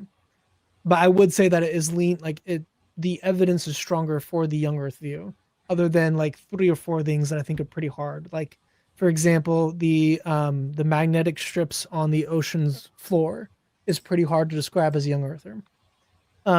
We know the sun flips polarity every couple of years, and we can see that within the iron and all the other ferromagnets within the crust of the earth. And whenever you're looking at the crust on the ocean, this is more molten, so it has more freedom, more degrees of freedom to polarize and orient itself with the solar flares of the sun. And you see this flip-flopping pattern of the iron pointing north and then the iron pointing south and the iron pointing north. And as the magma's spouting out from like ocean ridges from magma, so like these are underwater mountain ranges or like underwater volcano ranges, might be a little bit closer. As the magma is spewing outward, it is in such a magmic state, it is able to be polarized by exposure to both the magnetosphere and the sun, and that's causing these different orientations over time. So the old Earth view makes a lot of sense of that. The young Earth view, you would have to say that the dynamo of the Earth was spinning whenever the flood happened, and all of that occurred in like a couple years of time, all of the magmic activity and also the polarization. But we don't see super like the width of them is difficult to go through for a young Earth guy, but also the ice layers are extremely difficult to go through for the old Earth view because you have volcanic activity that is very thick in the ice record, which doesn't make any sense. So these super volcanoes were erupting all over the planet throughout history. The volcanic ash gets captured in the snow because everything gets cycled throughout the atmosphere. So as volcanoes erupt, they eventually form ash in the atmosphere that gets caught in rain clouds and eventually snows in the Arctic. So if you dig a giant core into the Arctic, you get these layers of every snowfall. So whenever spring happens, those solidify, and then the next snowfall eventually solidifies. So then you have stacking ice layers all the way up. You have several thousand of years from the old Earth view. You have several thousand of years of development of active volcanic activity. And that is not really easily explainable.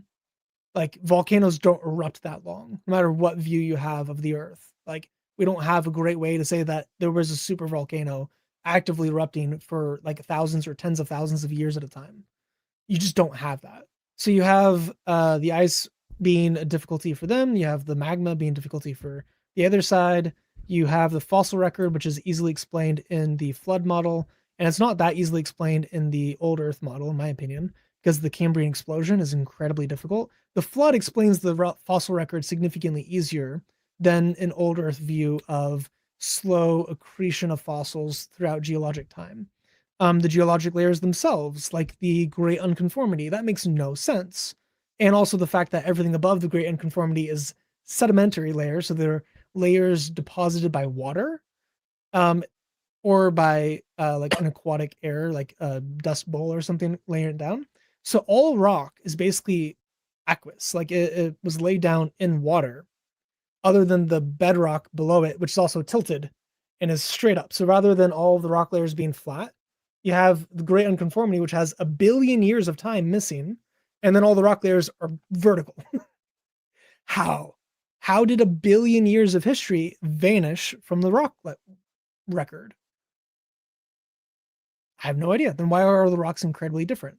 There's not really a great explanation for it. So uniformitarianism seems to be false. Cataclysms appear to make the biggest difference on how geology has functioned throughout history. We don't really see much gradual change doing. So like, was the Grand Canyon created by a little bit of water over a long time, or was it made by a lot of water over a little bit of time? We see canyons that are formed similar to the Grand Canyon very quickly with a lot of water, like Mount St. Helens created a mini version of the Grand Canyon in the span of days with a lot of water. So you have, including all the rock layers and all the hydrodynamic sorting and all that stuff. So you have a flood that could explain a lot of what we see in the fossil record and also what we see with the forest and matting and everything else you see in that. Genetics itself is a little bit weird and hard. Abiogenesis is impossible. So you have to be some form of creationist. Either you're an old creationist and you're like a theistic evolutionist, or you're like the day age, or you're a young creationist. By the way, you have to be a creationist. Life cannot arise from non-life. It's impossible. That's what my stream is going to be on with David next week. I'm going to give a presentation on why abiogenesis is stupid. So I just spent the last like several weeks going through all that again. But you have lots of different evidences for both sides. But I think overall, the younger view makes sense to me. And then also it's easier to read with the Bible. You don't need to invent other things or other explanations. It just kind of works. So if you just want to take like a plain reading of the text, you can absolutely do it. Like we have successful models that do it. If you want to take an older view of the text, you absolutely can. We have models that mostly work. It's just you have to, for both sides, you have to explain things that are difficult. The young Earth view makes more sense of dinosaurs than the old Earth view because we have dinosaurs that have flesh on them still. If they're like 80 million years old, they can't have flesh. But we've dug up dinosaurs that smell like dead bodies. Like what? Like they smelled like cadavers. This is literally how they described it. It smells like a cadaver. So you have like rotting flesh on the bones of dinosaurs still. You have all that stuff. So there's just a lot of back and forth, and it would take literally hours to go through all the evidence for it. But hopefully you're still here with that. I think ethics are a good thing. And I'm glad that scientists try to have rules, but if I could bring back dinosaurs, I would throw all of it out. I would lie. If they'd said I had to kill them all, I'd lie. I would lie. I'd get an island. Any money I'd have to steal, anybody I'd have to threaten, blackmail. I would do whatever I could to bring back dinosaurs. That is why God did not make me a scientist, because he knows I would have been corrupted. It was like if I was like moral purity or bring back dinosaurs. It was like, duh. I'm gonna bring back dinosaurs. Literally, what did you think? Nah, I'm the same way. I think it's, of course, as a young Earth creationist, I think it's unfair that earlier generations got to see dinosaurs and I didn't.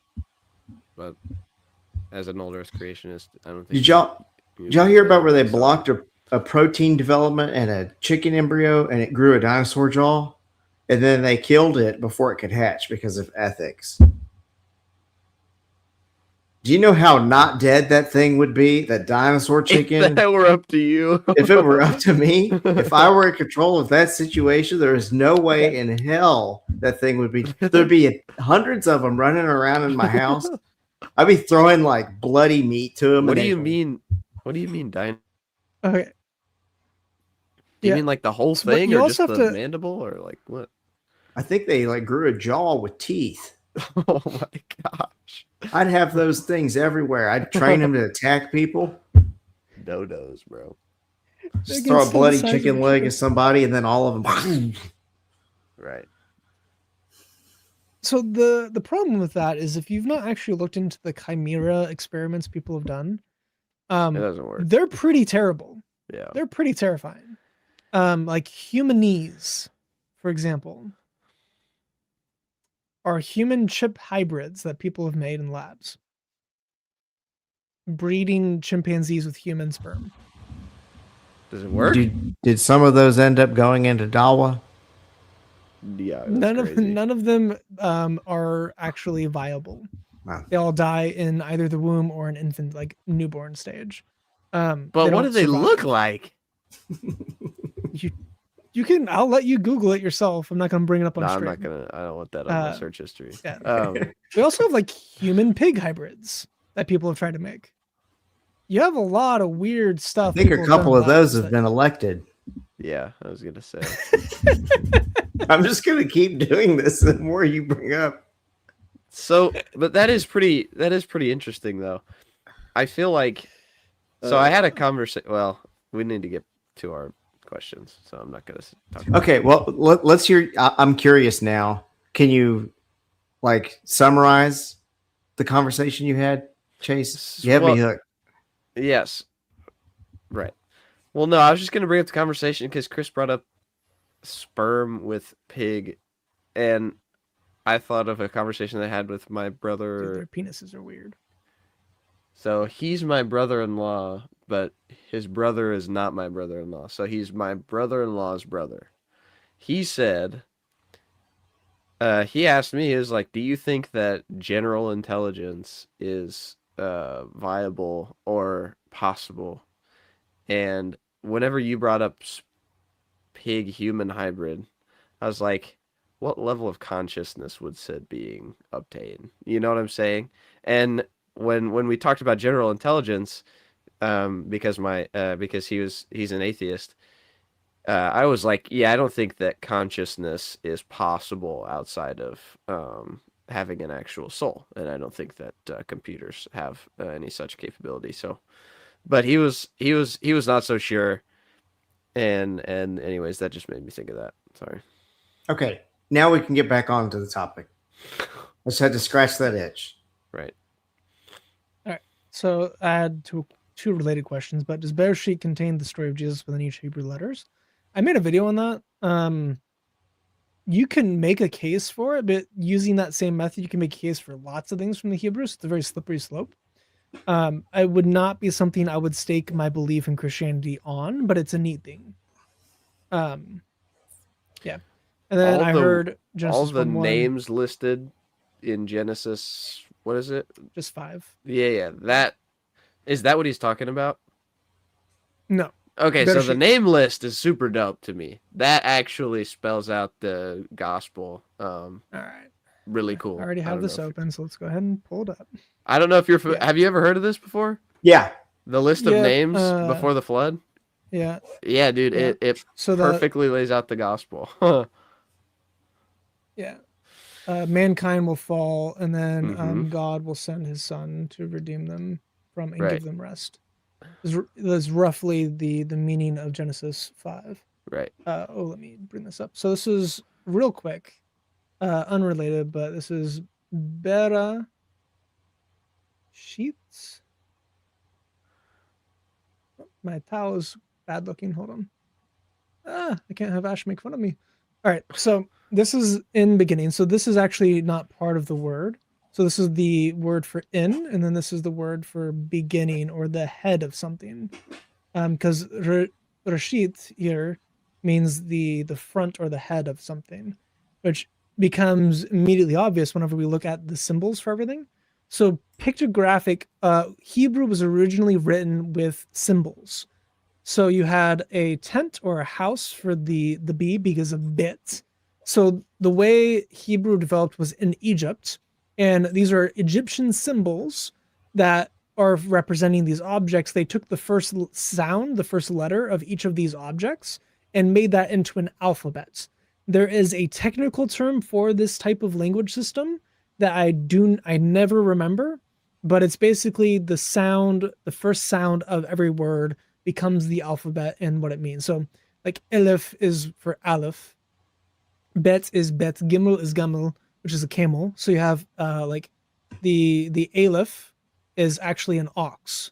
So they would do something like this. Yeah, So that's it's how like the an ox Paleo head. Hebrew ones look. Right. Well, Paleo Hebrew developed from Proto-Sinaitic. So the original Proto-Sinaitic was literally like this. And then they actually had like eyes and a mouth for it. So this was your original version. Then it becomes more simplified for the Paleo Hebrew / Phoenician is what they often call it.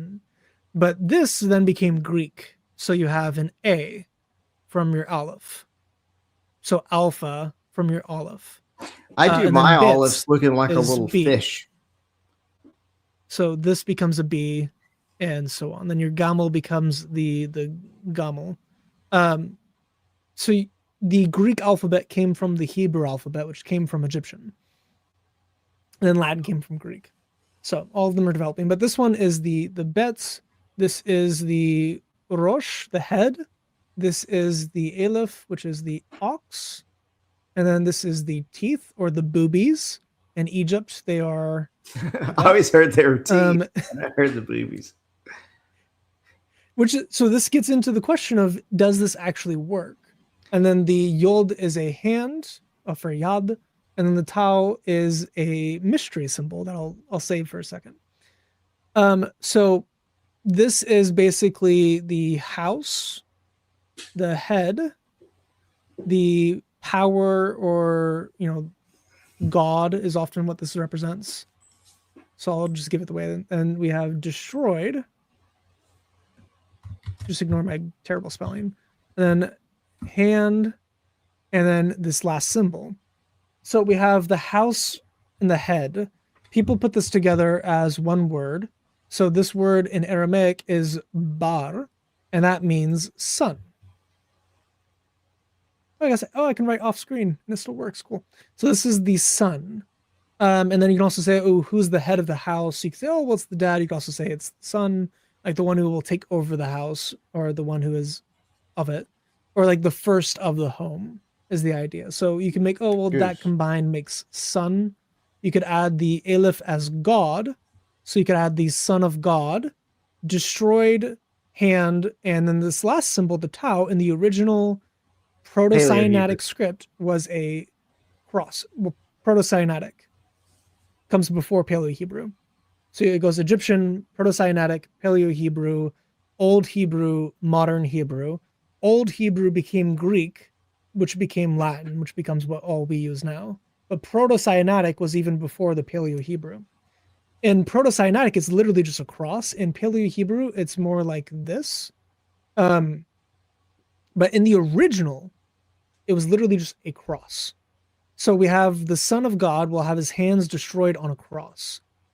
And this word for like tishvot means like oath, and it means covenants.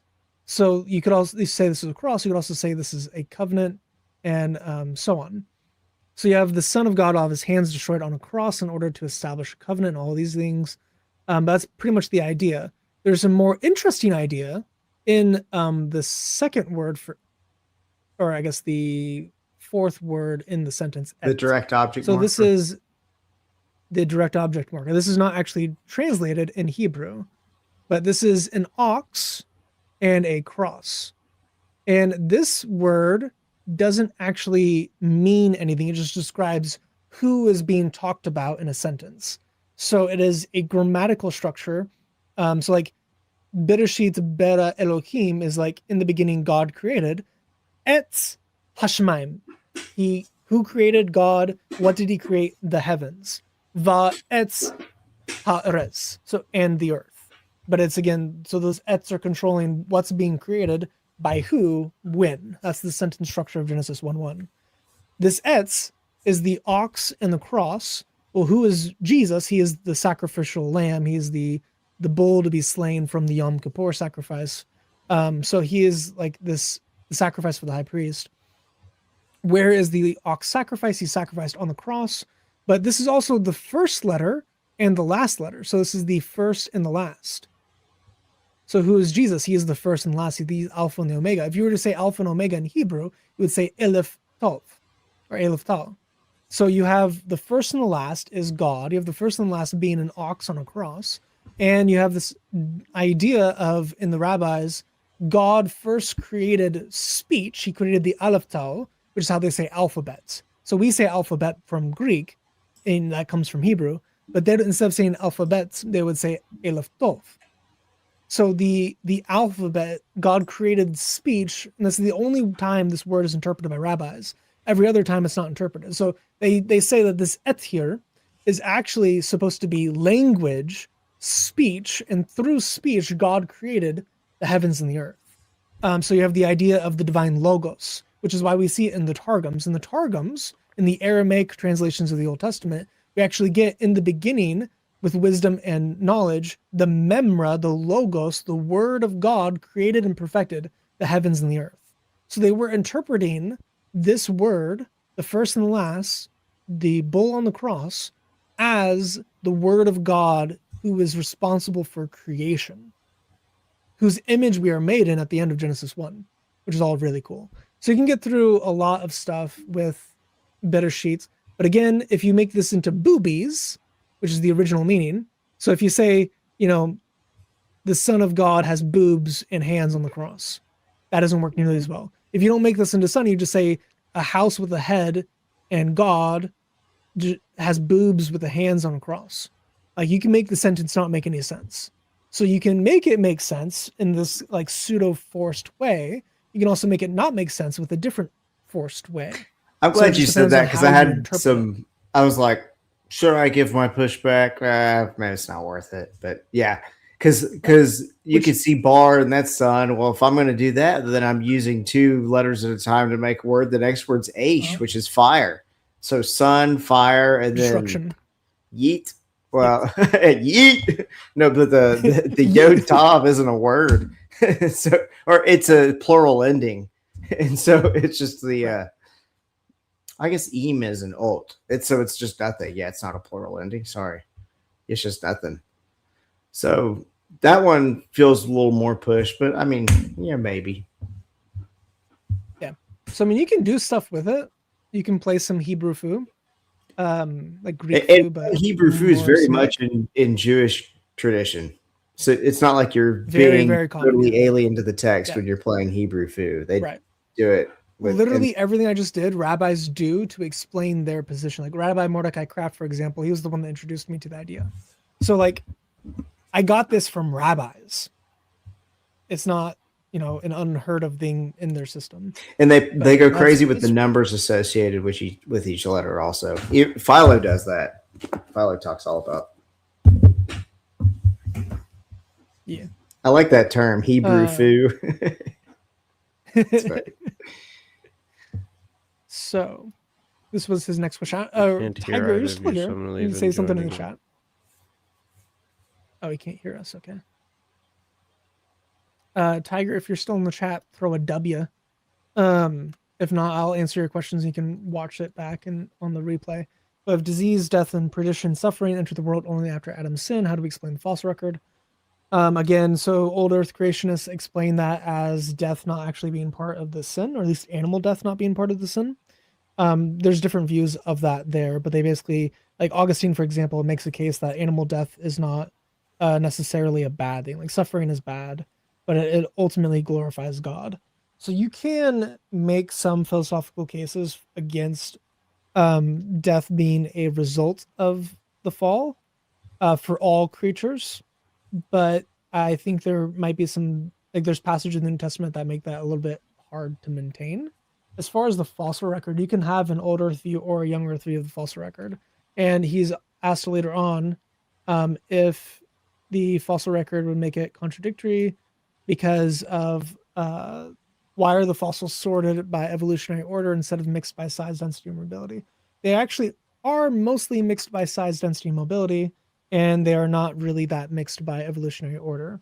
Not only do you have the Cambrian explosion, which has no evolutionary order, just all of the basic body plans came into existence all at once. So, like, you go from nothing to everything instantaneously. And that is not really an explained thing in the fossil record. It doesn't make any sense. And you also have other things like plants coming before certain creatures, other creatures. Like you have, there's like a bunch of fossils that don't make any sense whatsoever. Like animals dying. Like there's a dinosaur that was found in the ocean with food in its mouth, in an ocean crust, not on land that got sunk. In ocean crust, there was a dinosaur that got buried with food in its mouth. That's pretty strange. You have some animals that got buried and fossilized with their footprints below them in the fossil record. So like their footprints are like hundreds or thousands of years older than them, but then you have like the animal that caused the footprints above it.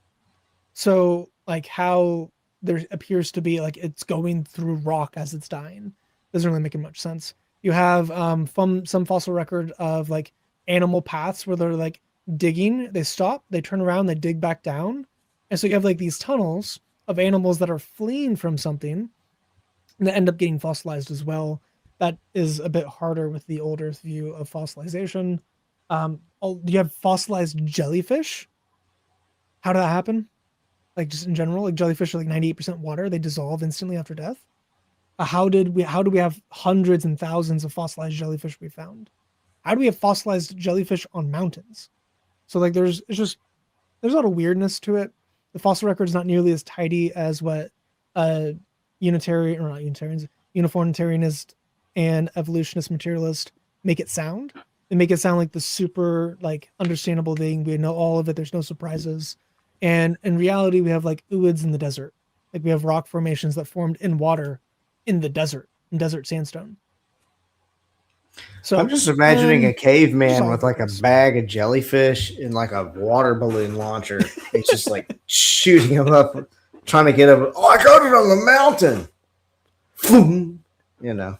Yeah, I would just like all of you to know that your science textbooks that gave you supposed dates for dinosaurs and stuff are absolute bogus. None of that's actually true. I can't. The methods they use to date dinosaurs is insane.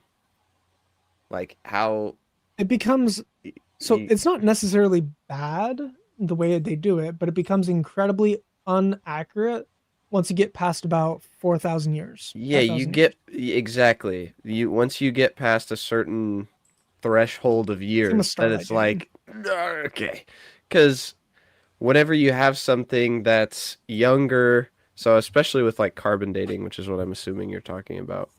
Um, For that, but also, I mean, so you radiometric dating is interesting because the longer methods will always date things longer because they have a certain range in which they can date. So if you have something that's 50 years old and you use like argon dating, for example, or um, uranium dating, it's going to give you hundreds of millions of years no matter what.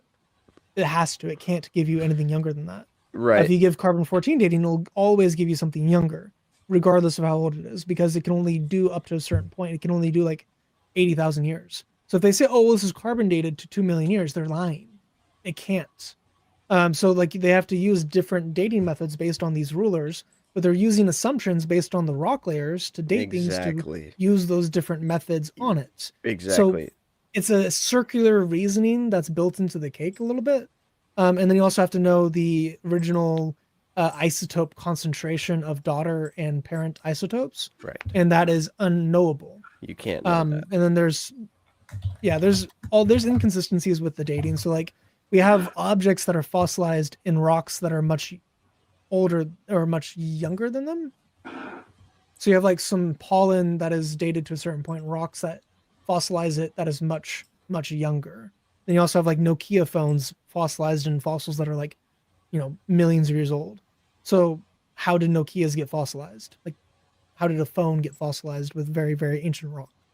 Um, Your Lots of mom's a different million things, lots years of old. different She's not fossilized. Crazy. Yeah, you lots of have to different ways know to go through that. you have to know how much of the original isotope was present in order to have accurate dating methods. It's almost literally impossible to know that. Like you can't really know that. And if you did, you could completely and totally accurately do it. Except sometimes you can't because you don't know how much the isotope was, like if there was isotope that was reintroduced, or if more of another kind of so like if the daughter um have I don't remember what the name is in science because I took that long times ago, but um if the daughter has more than you would expect, then the chances are that there was actually some more that was introduced into the system. And so you're actually thinking that there was more originally of the isotope than there was. There's also the danger in assuming that it all had to have degraded, where it's like, well, no, some of that could have just been carbon before it degraded. And now you're adding another 45 billion years onto it because you see more carbon and it's like, well, that was just actually just there. Um, It's also based on uniformitarianism, which is obviously false. So the belief that pretty much everything's been the same as it is today in the past. So then you can linearly date things to a certain extent. That is obviously false. Like we also have like the carbon 14 levels, for example, in the atmosphere have radically changed over time. The energy in our plasmasphere has radically changed over time. The location and dynamo speed of our magnetosphere has radically changed over time. We're not super confident that even like the rates of decay for like beta decay, like we're not even confident that it's been stable. Like even the speed of light, we're not even super confident that's been stable the whole time. So things that we take as constants now, we have some evidence that they were not originally constants or that they're not even constants now. We just made them into constants using basically circular reasoning into the methods. But there's a lot of problems with so much of the dating method. Like Starlight, for example, is a really terrible dating method, which people don't really know about. Some two quick examples for people who've never dug into the actual specifics, because people just give generalities and people trust that that's actually the case. So, how far do you think standard candles are accurate? Do either of you know anything about that? No, I do want to say real quick though, you can run Christianity even on models that just take everything modern science says as fact. So it's like, Yeah, you can. No, you definitely can. And I wouldn't like. Yeah. I wouldn't say any of this stuff to like an atheist friend of mine because they wouldn't take me seriously. But it's just kind of like I really think that your whole. I really think that your Ash calls them your priests, your scientists are just not exactly being super honest and also know exactly what they're looking at. But So for the star dating, real quick for people, parallax dating. So this is or parallax distance. You basically have two observers, and then the angle of observation is how far away that thing is. That's the reason why there's space between our eyes. If our eyes were closer, we'd actually have really terrible depth perception. I have really terrible depth perception because I only have one working eye. So I have to account for depth perception. So I can actually, like, I can not really tell the difference between my pen being here and my pen being here. It's the same distance in my head. I realize that it's closer based on my experience, my brain learning how to do that because I got hit in the face by a bunch of balls. sorry. I was gonna clip that. Anyway, baseballs and dodgeballs and other types of balls. So I've been abused on my face by balls, and my brain came to understand how to avoid balls. Chris, So like that's how I Imagine learned Dragons? distance. For those who don't know, So- Chris is being set up. Hey Chris, Oh, you bro. like goblins? Dude, you like fitness, Chris? Anyways. Dude, I got one of my buddies so good with this. So he's like pretty sheltered homeschool kid. Me and my cousin, we walk in. We were at camp, overnight camp. We walk into the cabin. He's sitting there. And so we start hanging out, and I'm like, "Hey man, you like Imagine Dragons?" He goes, "Yeah, I kid you not." He goes, "Bro, how did you know?" Imagine Dragons. Yeah, literally, like right into it. Oh man, that was good. I think we're actually Not laughing much too answer. hard to actually finish the joke. First he says boobs and now balls. Anyway, so yeah, parallax distance is basically the effective angle and distance you can get, and it's only effective at certain ranges. So like if I'm trying to tell the difference between if I'm like up on a mountain and I see two things in the horizon, like two towers, I can't actually tell the difference between those towers other than they're far away and they're on the horizon. Right, my guy. Dude, you said if I see two towers on the horizon, and he put that in the chat. We gotta block. There's people saying inappropriate stuff in the chat. Yeah, who's saying that, bro? Least Schizo man, block Gadfly this guy. fan down there. Anyway, if there's a tower that's 2 miles away, versus a tower that's being a mile away, at that distance from me, I can't actually tell how far away each object is. I can tell they're far away, but not how far away. At about a light year away, parallax distance on our satellites falls apart. So the closest or like the farthest object we can actually reliably distance to us is about a light year. So right at the Oort cloud. Granted, we don't really see that many objects at the Oort cloud. It's too dark. So we really can only distance objects within our immediate solar system and some of the smaller exoplanets, because there's like 50 planets in our solar system. So the whole idea of planet X or planet 10, like we have dozens of planets in our solar system that are all just a bit smaller than Pluto. So they're dwarf planets or exoplanets. We have a bunch of them. They're all named. There's none like mysterious planet's going to crash into the Earth. We see all of them. Anyway, Yeah, when does Space just a little Godzilla bit of update hit? science fiction. So we can't actually tell the distance empirically of any star. So they're all based on standard candles and on redshift. The problem is whenever, especially James Webb Space Telescope, just destroyed the belief because very, very distant galaxies are fully formed and heavily redshifted. That doesn't make any sense from the Big Bang model. So if the Big Bang did actually happen, which there's debate within the special creation sphere, whether it was black hole cosmology or white hole cosmology, like if God created all of the universe and then Earth just so happened to be, or if the Earth was actually created first and then he stretched out everything around us in a white hole sense, not in the Mennevalsut, but if he stretched it all More around of a us, and red that's hole. like this is what the Bible describes, he stretched out the heavens. So the white hole would also explain that, but it's a little bit different cosmological system than the Big Bang model, which is more of a black hole expansion outward from a single point. So anyway, inverse operations, pretty similar math.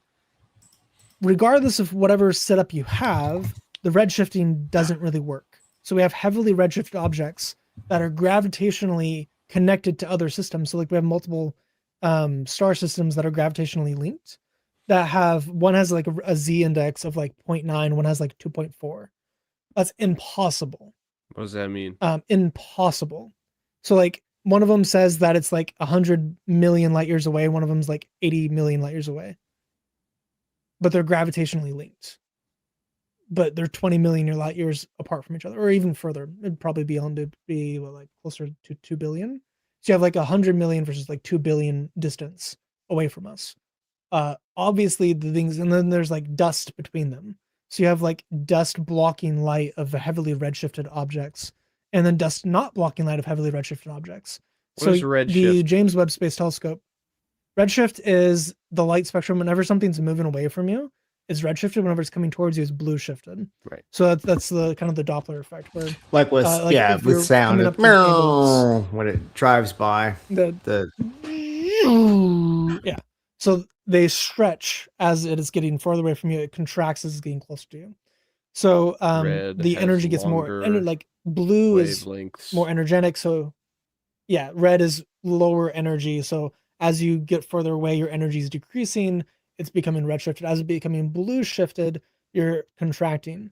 There's blue shifted objects and red shifted objects all over the universe, but the actual math breaks down quickly for hundreds of examples we've already cataloged. How do you know So that Hall and something Arp wrote a whole has book on it. been red shifted though? Like, do you know what color it You was can before?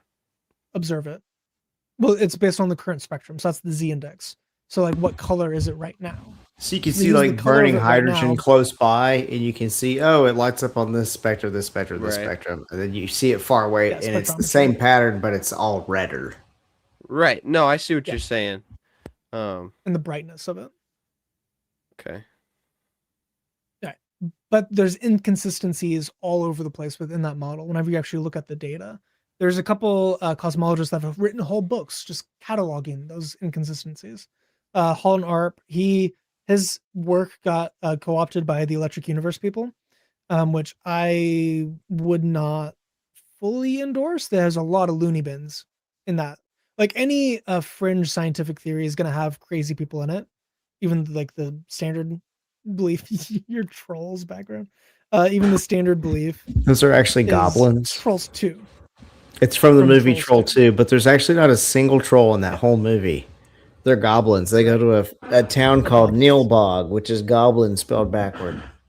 Backwards. Yep. I'm gonna make you watch that Which movie he with me finds out- someday. I'd actually like to watch the I've movie seen now that most you're of it. saying I'll make you it. watch it too. We've been on live stream a couple times. I consider you a friend. I'm gonna force you to watch that movie now. Hey, you don't have to. I Well, have now I don't seen want to. 4 people react. I'm not gonna allow you to. It's like now I'm gonna do it. Well, now I will. And now you have goblins behind you. All right. Okay. So you have Hall and Arp wrote things redshift and other controversies, and that goes through the problems within the standard cosmos. So you can make a case that plasmoids, whenever they're energetic, they're naturally more redshifted. So you can make a case that instead of the whole universe receding from us and the Earth being around the center, you could also say that the whole universe is young, and that's why everything's redshifted. And because it has to do with the stability of the stars as well. Highly unstable plasmoids are naturally redder. So if it's just unstable because it's young, it's only a couple thousand years old, and it's a white hole cosmology, so it's stretched from us, which is how the light is connecting to us, then you can actually make a case for a young Earth creationist standpoint with the dating of the stars using the data that we observe from like the James Webb Space Telescope. So I might eventually make a video on that, but I don't really have plans to. But you can make a case for dating of the Earth and dating of starlights from both the old Earth and the young Earth view. And there's difficulties again, so it's not clean. Like even though I'm presenting difficulties with one view, there's difficulties with both views. There is not one neat, tidy method that explains all of the data. You have to have these like weird niche, like this is a counterexample, this is a counterexample. How do we go through it? And both sides have that. And I think it would be a lot better for us if we just admit that we don't really have a good answer. But I would still say that I lean towards the young Earth from the years of study I've done on both sides. And I was an old Earth guy originally, became a young Earth guy. Well, leaning young Earth. I'm not dogmatic about it. If we came up with better solutions to like the I-square dating and the star dating, all this other stuff, I'd be fine being more old Earth. I think you'd have to reimagine the gospel how I usually present it. But I don't think it's an impossible. Like you can definitely be a fully devout Christian, Orthodox Christian, and be old Earth. No problem with it. It just depends on how you view the gospel, how you view death, how you view sin, and all these things, and how God actually redeems us from it. So you have to take a slightly different approach to a lot of those fundamental questions. That doesn't mean that there's not answers for those fundamental questions. BioLogos is a Christian organization dedicated to showing that from the theistic evolutionist worldview. I don't agree with a lot of what they come up with, but they at least have a coherent system. But yeah.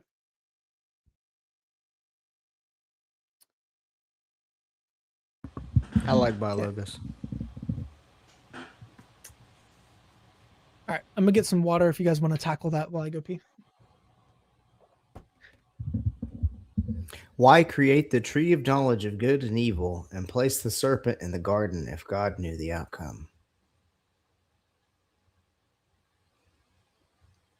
You got a quick answer for that, Chase? I mean, why do anything, right? Like this is this is divine prerogative. This was what he did. I'm not going to, I don't know, like, people will say, oh, well, he did it because, in order to have a real relationship, you have to choose. And while I do think that that's true, you do have to have freedom of choice in order to have a real relationship. And it wouldn't really be a real relationship if it wasn't, if both choices weren't, like, viable options.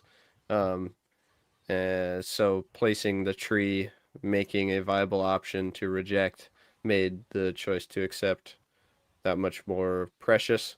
While I do understand that, and I think that there's some truth to that, I just think that the Lord did, and this is how he wanted to, govern his universe, whatever he started it out, and I think that that's just how he operated then. I don't know that even eternity will tell us exactly why the Lord wanted to have a relationship with us, but I'm glad he did. With the why questions, if you have young kids, you get lots of why questions, and eventually, why question, a chain of them will have to end with, well, that's just God's nature. Yeah. So with this one, yeah, I think there's a lot of wisdom in what Chase just said. But it is worth talking about it just to think about it a little bit. So the word yada is the word for knowledge in Hebrew, and it's experiential knowledge. So it's when you actually do something. So when you're and it's even used as a euphemism for sex in the Old Testament. He knew her. It's the same verb, yada. So the knowledge of good and evil is like experientially knowing good and evil. Mm-hmm. And the serpent, Mike Heiser's work, he believes that the serpent is actually a throne guardian, kind of like a seraphim. And so it'd be natural for a seraphim to be in the garden where divinity and humanity are coexisting together, the Edenic ideal, because Yahweh is there, and so would the throne guardians, like that you see you see throne guardians like this in Ezekiel and in other theophanies in the Old Testament. Um, yeah, Chris, we're answering why, if God good, why tree of good and evil? Why the option? Why the serpent? This would probably go into my not my theophany, theodicy. My theodicy. A theodicy is the answer to the question why evil. If God is all good and all powerful, why does evil exist? And my answer for that, I've thought about it, and I struggled with it when I was an atheist too, and coming back into the faith. So let's say there is no tree in the garden and of good and evil, and it's like, okay, and let's just remove evil and have it where there's no pain, right? Because that's really what's bad is pain. We don't like pain. I like this. I like this. Let's elevate the garden to Jannah. Yeah. Okay. So we have lots of rivers of wine, and I like the post-pubescent hories. I don't know about you guys. So we'll have them a little older. No, but and Alvin Planiga, we talked about him earlier when he was talking about his theophany. He's like, you can always have more dancing girls and coconuts, right? so you imagine this universe that has no pain. Well, I might get bored, and then I go, well, there's no pain, but I get bored sometimes, and I feel like if there was a God, I would never get bored, right? So let's say it's just happiness all the time, and everyone's totally happy. Well, if there was a God, I'd be even more happy than this. And so let's crank up the happiness all the way. And you end up, the only universe you can have is one of just infinite happiness. There's no complexity. And just imagine this one brain that's infinitely sized. It's experiencing an infinite amount of happiness. Well, that seems like a really boring reality. So I think there's something good in prioritizing things besides just happiness. So then you end up with a metaphysically complex universe like the Garden of Eden, one that has good and evil and choices and consequences. And even like when you were a kid, you didn't have as many choices. You didn't have as much freedom. Now you're an adult. You have more choices. You have more freedom, but with that is responsibility. And the Garden of Eden is the human experience. Adam's name is man. Eve's name is life. So human life is in this garden. We have this choice of good and evil. And so it's just speaking to where we are in a metaphysically complex situation. God could have made a super simple reality where all that exists is just one happy brain, but then you wouldn't exist, right? And so approaching Chase is very wise and say we can't answer all the questions. We don't know everything. Ultimately, questions are going to end with God's nature. But it is good to play with ideas like, okay, well, what sort of reality would it have to be before I wouldn't have a problem? And then you realize you're in an awkward position too. Yep. I'm gonna bring up a stream IP just did. Oh, IP just did. I just always appreciate like claiming like why questions when it comes to the Lord genuinely just become unhelpful after a little while. And whenever it comes to like why did the Lord create the universe the way he did, I don't really know, but I just know that he did. Or like, John Lennox famously said, how does God, which Chris wouldn't agree, but how does God know the future while still maintaining the freedom of human choice? I don't know, but I do believe that he does. So that's just kind of those are kind of always my answers to the hows and the whys. I have good reason to believe what the Bible says, and the Bible tells me what, and not always how and why. Yes. Ah, man, they didn't actually post it. IP did a wonderful presentation on the problem of evil at the conference. I was gonna link that, but I can't find it on L's or Eric's YouTube, and IP didn't have it on his either.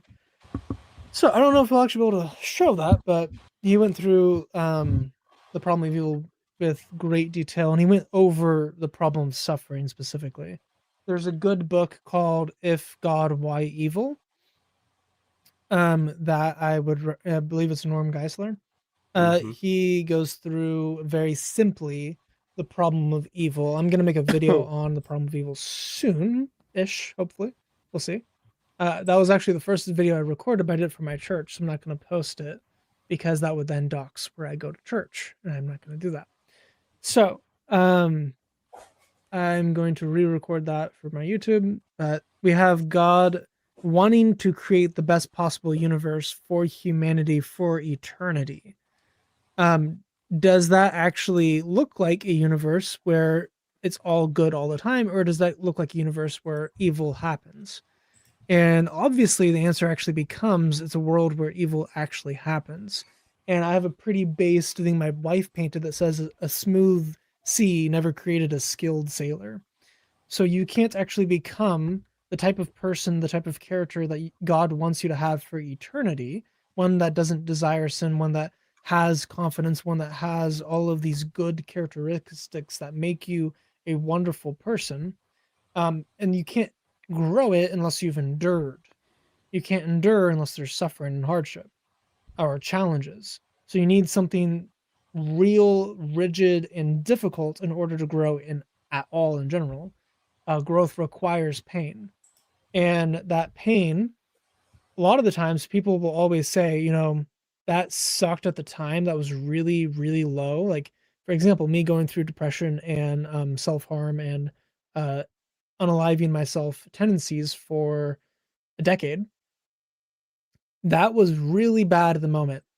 I would not change that I went through it, which sounds weird. Like, you went through some really messed up and terrible things. You did a lot of messed up and terrible things. I might change me doing some of those things, but I would not change it for my own sake. I would change it for the sake of the victims that I hurt in the process. But me suffering caused me to be the person I am today in so many different ways. And it caused me to grow in ways that I can't even imagine. Me suffering with my children caused me to be a father in ways that I wouldn't have been if I didn't suffer with my children. Me Chase, are you suffering with also my a wife father? caused me to be a husband in ways. No. Yeah. It caused me Well, to I be have a a good black husband in ways. Labrador. Sorry. Yeah, sorry for interrupting, Chris. That's fine. So me struggling with my wife is causing me to be a better husband. It could also cause me to be a worse husband if I then started being abusive due to stress or anger. If I started being neglected, if I started being distant, if I just left her, the suffering and pain could have caused a worse result, but it has ultimately caused a better result because I went through it. So is all suffering unnecessary? I would say no. Suffering does cause us to grow and achieve these things that God wants us to have for eternity. Because if you think about it, this life is like that. It's a blink. It is nothing. It is vapor. Where eternity is for literally forever. So what's happening now, David Soares, whenever he talked about it this way, I loved the way that he talked about it at the conference. He should go next year. He basically said like this whole reality is a dream. And you can actually have nightmares. You can have dreams that teach you things. You can have dreams that illustrate your ideas, what you're thinking, your subconscious worries. That dream, even if you're suffering in the dream, like let's say it's a horror dream, you're being like killed by like Freddy Krueger. That dream, whenever you wake up, there is no lasting trauma. There is no lasting physical difficulty that you experience from the dream, but you've grown as a person by enduring in your dream.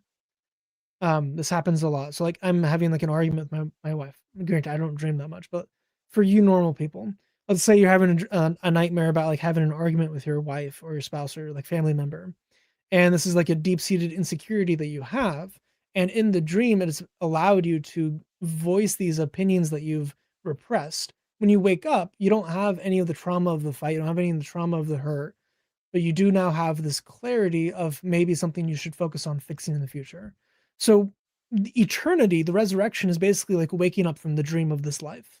This life, even though you're going through suffering, even though you're going through hurt, there will be no lasting trauma in eternity. There will only be the lasting growth. So we're suffering now, but it will ultimately be used for good. And then we get this in Genesis 49, where what you meant for evil, God meant for good, for the salvation of many. There's also related to the Hebrew of Joseph's name, which also is a typology of Jesus, and it's really cool. Very nerdy. I did a stream on it. I think It's I'm gonna very head deep. out, fellers. But, Sorry. I just now oh yeah, realized what for time your, it your is. curfew. So Yes. I gotta get out of here. I want to make sure I spend time with the Lord in the morning. So I encourage all of you, wake up if you don't, just a little bit earlier than you normally would. Spend some time in the Word. Spend a little bit of time in prayer. Start your day right. Don't be lacking. You have to be poured into before you can pour. Good night. I love all of you. Amen. Yes.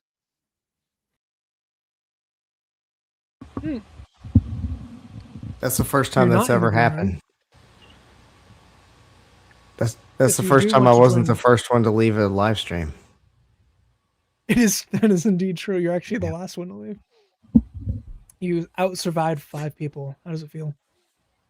Oh wow, you're right. Yeah, we did have a bunch of people on here.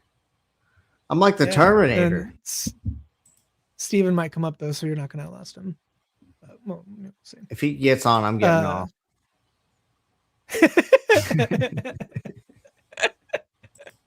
It'll really just be because I'm tired. I want to talk to him for a second though. If he does Oh, hey, get on. Alex. Hopefully you're doing good. Hopefully your family's good. Nice to see you. Oh, she's on your channel too. She's not even on my channel. Man. Okay. She betrayed you.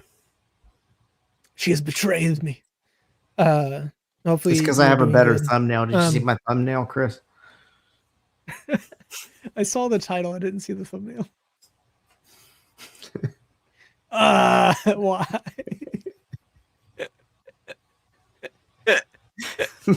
It's so stupid. So stupid. Okay. What's funny is I set that up before I even made the goblin joke. And I wasn't even thinking about that when I made the goblin joke. But there you go. Oh, it's so good. Everything connects in the end. It's all connected. Yeah. So you have all the theodicy stuff. You also have like, well, why did he give us choice? I'm a weird guy. I believe that there's actually free will and that we could choose and change reality based on our choices. Like we can actually go against God's wishes for us. And all like that's called open theism. I have a version of open theism and Molinism that I hold to, but it's not like traditional except like if you buy a open theism book, they're not going to espouse the exact same beliefs that I would hold to. But is basically, I believe that the future is open. They don't believe God is all knowing because that would conflict with having free choice or something. Kind of. So the position is on God's free will. Does God have free will? If you answer yes, then it becomes difficult with his omniscience and his pre-knowledge. So if God has exhaustive foreknowledge of all actions that every being will take, he also has all exhaustive knowledge of all actions he will take. If he has exhaustive knowledge of all actions he will take, he doesn't actually have free will.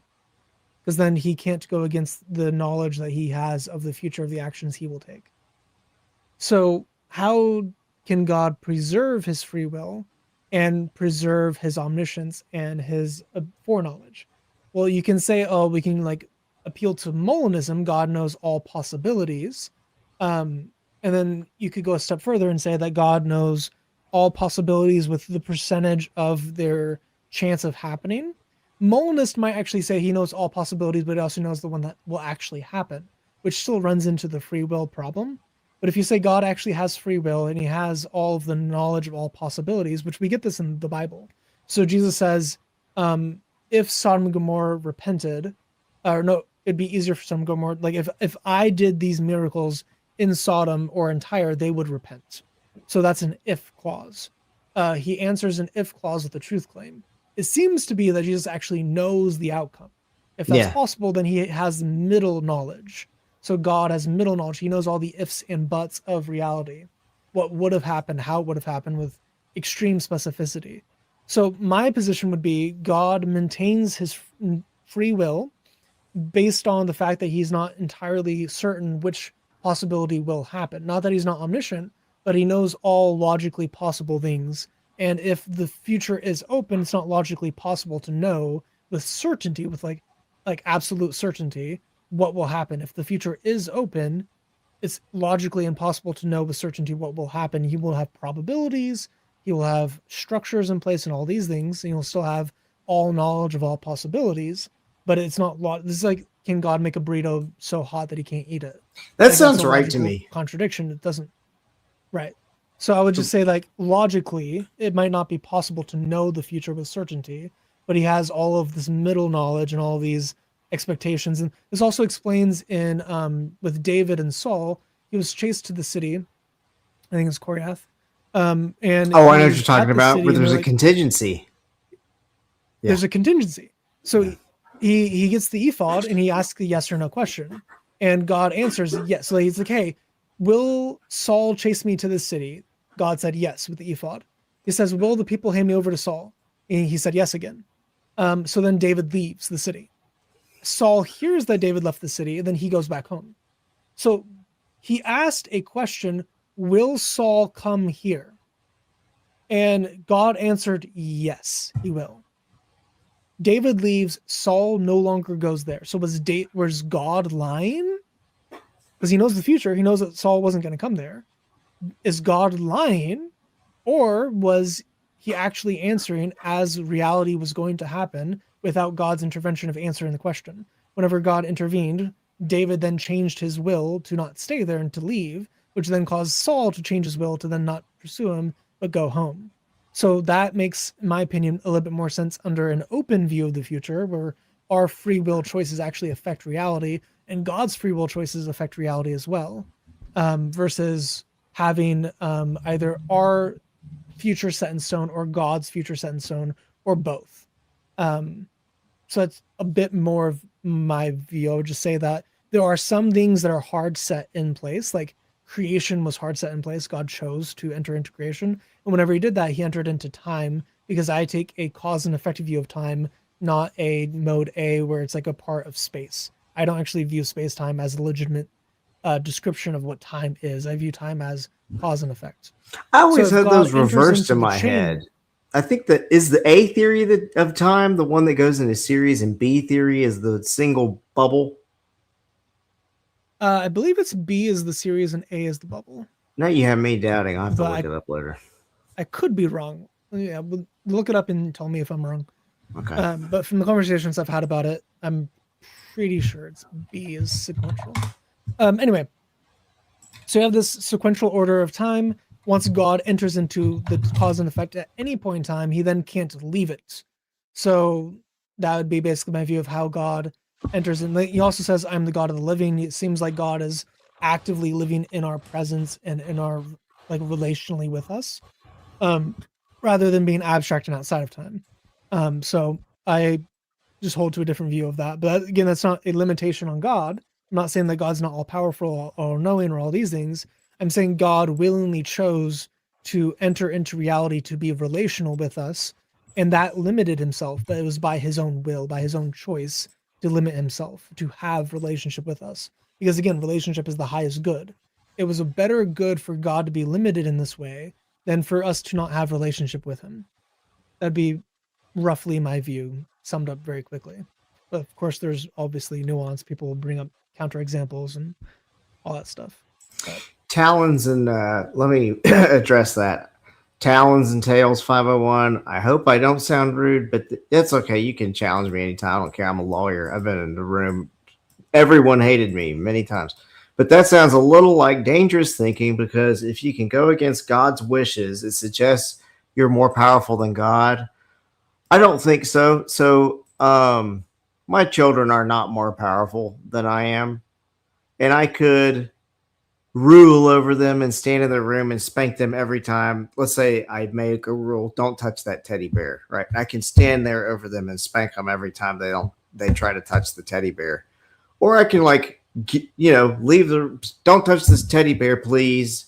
Appreciate it. And I leave the room. I can watch them on a monitor and I can see them touching it and get mad at them and chew them out later. But I'm still giving them the freedom to touch the teddy bear. I haven't lost any power. I'm not any less powerful in this scenario than I was when I'm sitting there spanking them every moment. And so it's not a limitation on my power, but just a demonstration of the way that I'm running my empire, right? It's, applying that to God. It's just the way he's running his universe. Yeah. He chose to give us free will, and in doing so, that allows us the ability and freedom to alter reality, which also it makes a little bit more sense of some of the Old Testament passages that talk about how we did things against God's will for us. That's or like God 2/3 of the regretted Old it. And we Testament. It's all right, the yeah. problem. Jonah, So the what was he doing? Yep. So God regretting making humanity, you could say, oh, well, that is like you can explain that in a way that makes sense in closed theism, but you could also just say it's open theism, and God had like a probability that we would sin in this way, but He had a hope that we wouldn't. And same like, why did He make the Garden of Eden with when He knew we were going to sin? Under the open view, there was a possibility that we wouldn't have sinned. So God, we might have avoided all suffering and had never sinned. Now, is that, a possibility? That's up for debate itself. Like if we're free will agents, eventually we're going to sin. But there may have been a possibility where we didn't ever sin, where Satan never sinned, and we just lived in essentially eternity now forever. There never needed to be the cross. But as soon as humanity sinned, the cross was already in view. And the cross was already in view before he created the universe. So God was always accepting and putting it onto himself that I will die for my children. Whether or not that needed to happen, that's up for debate. But as soon as sin happened, it automatically, like, yes, Christ will come redeem us from sin. The exact moment in which that'll happen, I think, is a little bit up for debate. It's again why conditional prophecy seems to make more sense in an open view versus a closed view. Because the system is closed, our choices don't actually matter, they don't actually decide anything, then how does conditional prophecy even work? That doesn't make sense. How does conditional prophecy, why would God do it that way? It just seems like God is being deceptive. Like, why not just say, hey, this is exactly what's going to happen. This is exactly what's going to happen, rather than giving us a choice or having it change based on our choices. It's just, yeah. The thoughts on the Garden of Eden are making me think about what I think is the strongest form of the Islamic dilemma, but it takes so long to set up. I don't know how you could ever cue it off or run it in a real situation. But the Bible, main themes, the Garden of Eden is the place where divinity and humanity are coexisting together. So that is the goal.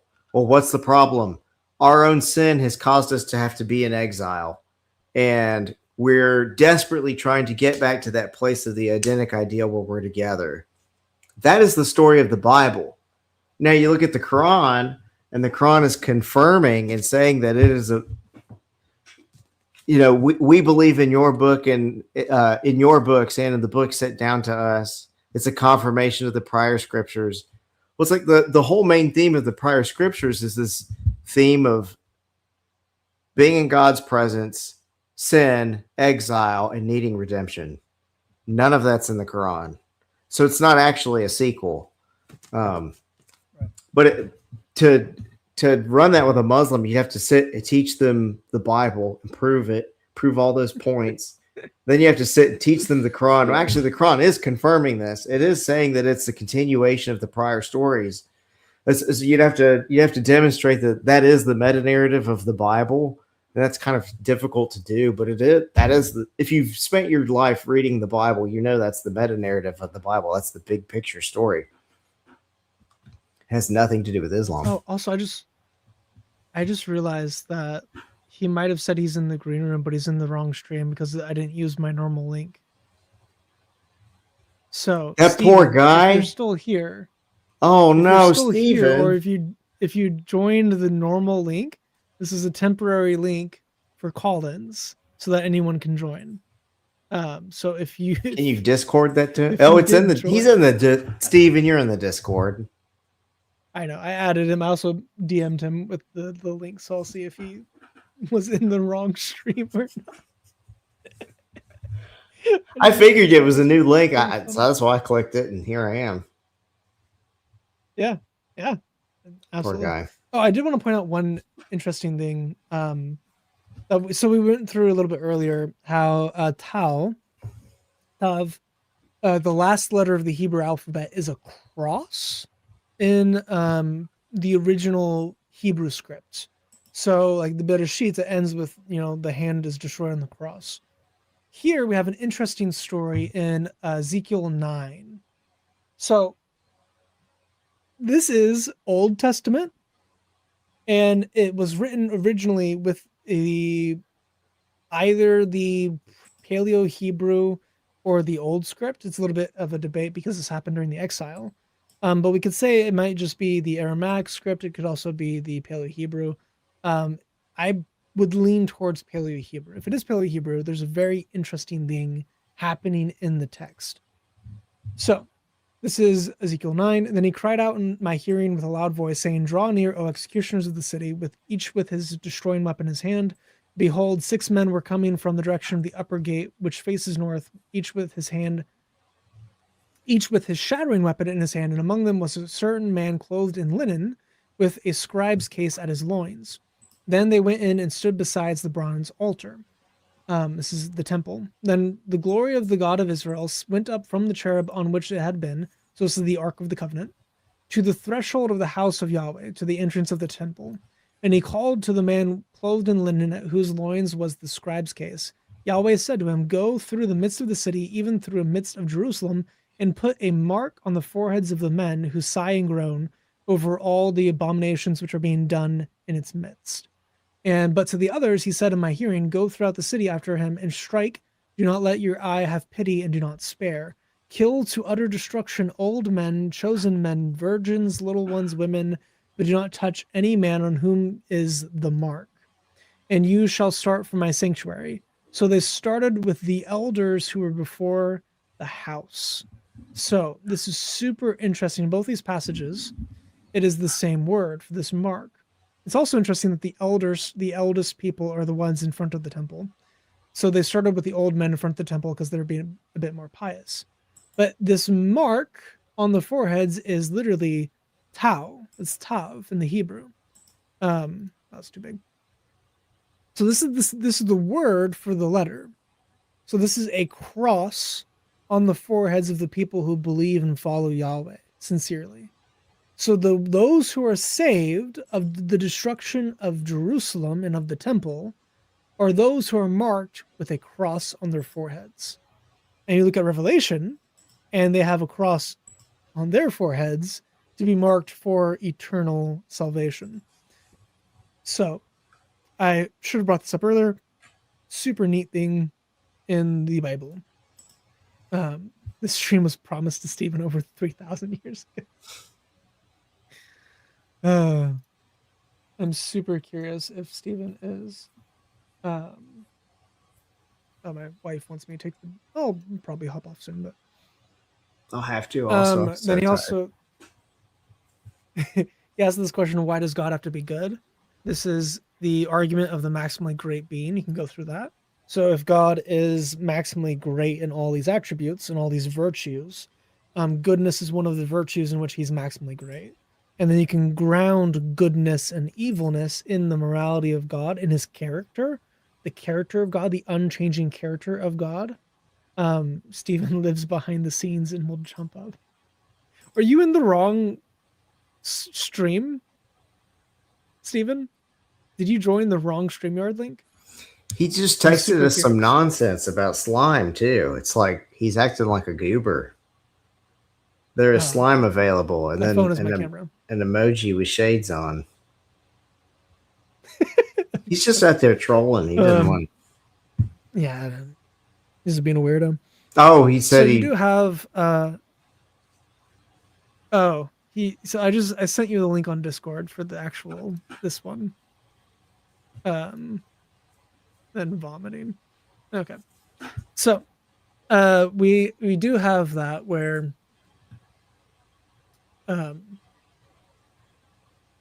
God has to be ultimately good due to him being the maximally great being. That's a whole argument. Whether or not that's valid, you can go through William Lane Craig does a good job going through that argument. If you want to go through the maximally great being argument, and we can demonstrate God's goodness in creation.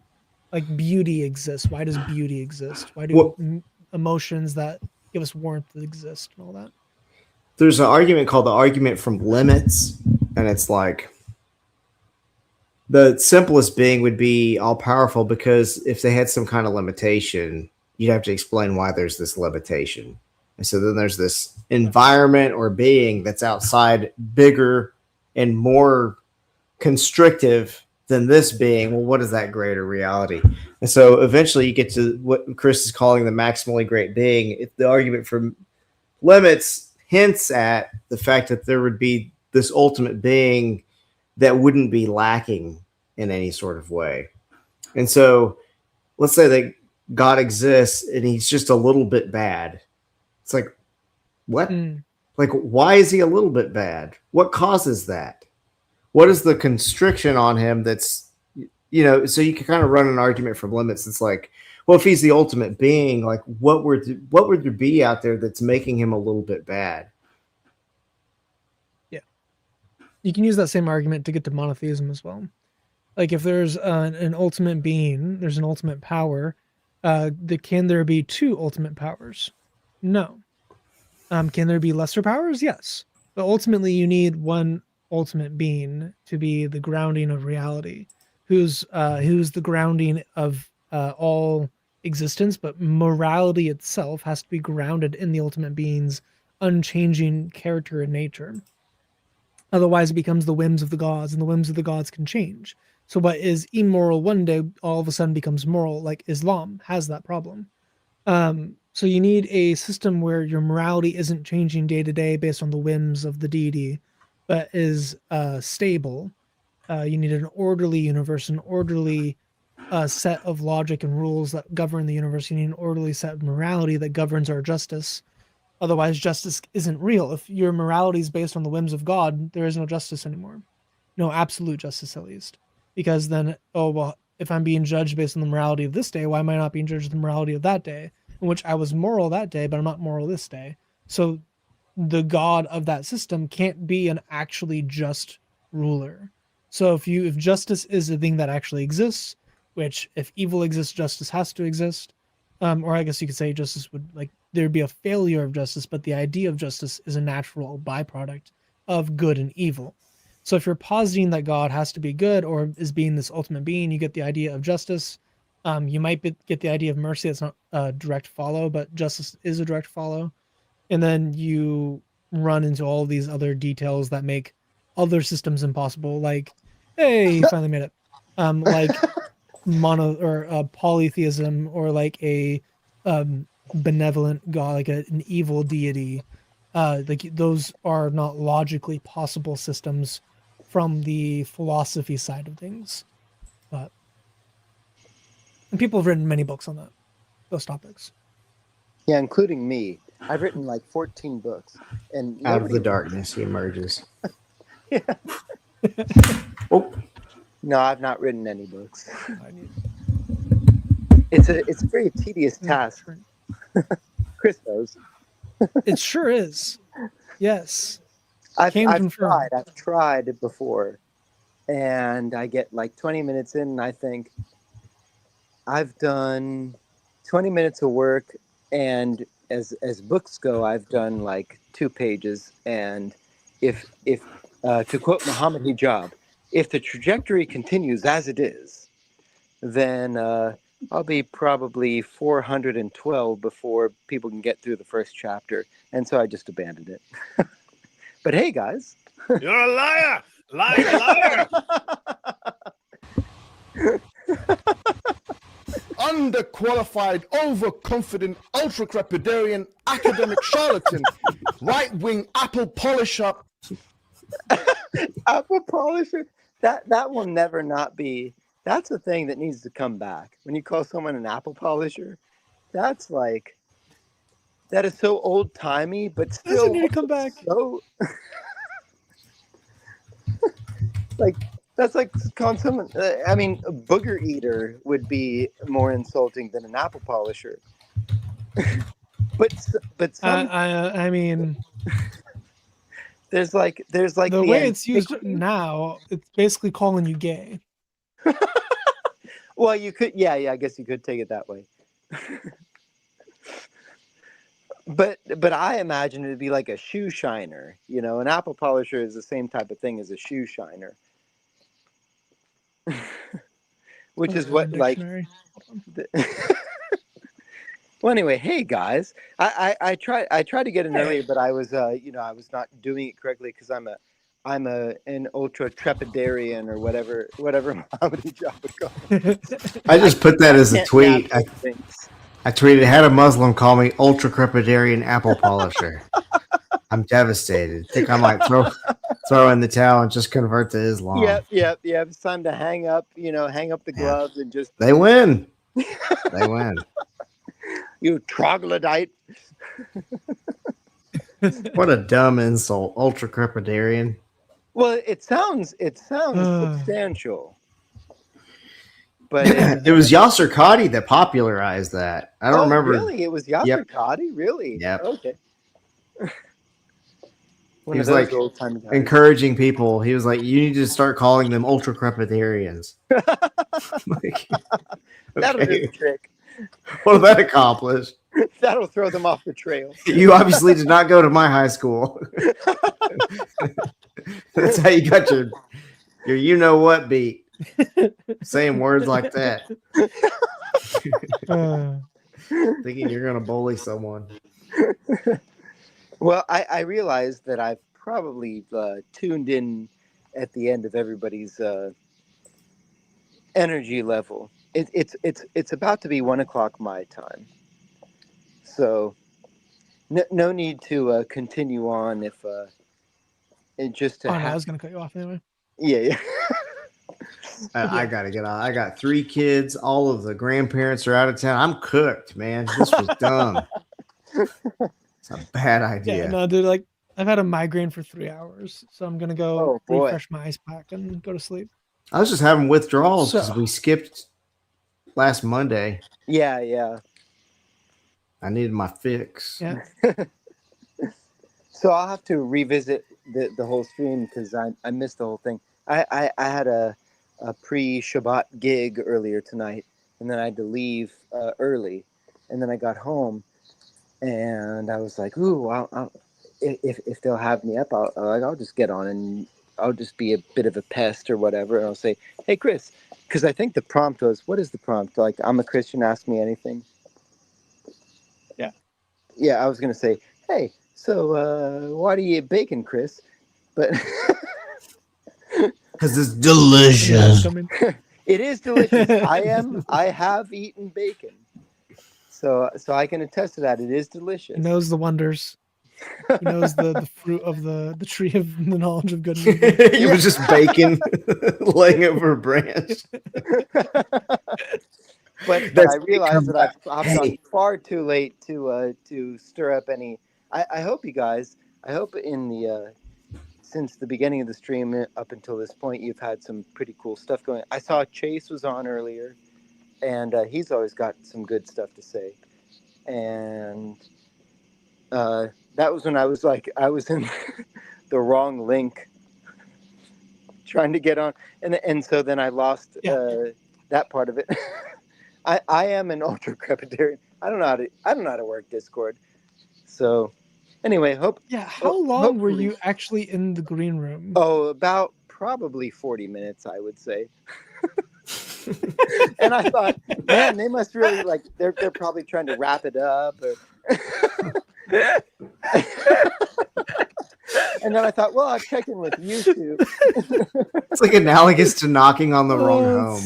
Yes, exactly. He's just sitting outside the home, ringing a doorbell in an empty and house. say, hey, what are you doing here? Like, we don't have any sugar. I was going to say earlier, if the forbidden fruit had been just bacon hanging over the branches, the snake would have come out and been like, hey, if you eat that, you'll be like, and he wouldn't even be able to finish the sentence. He would be like, shut up. Yeah. Shut up, you stupid animal. We don't need words here. Set up a GoFundMe So what to get day is Steve a it? light bulb. Just get the moon brighter. It's Friday, I guess. So Chris, Monday we'll be back. Shabbat. We'll be back in John.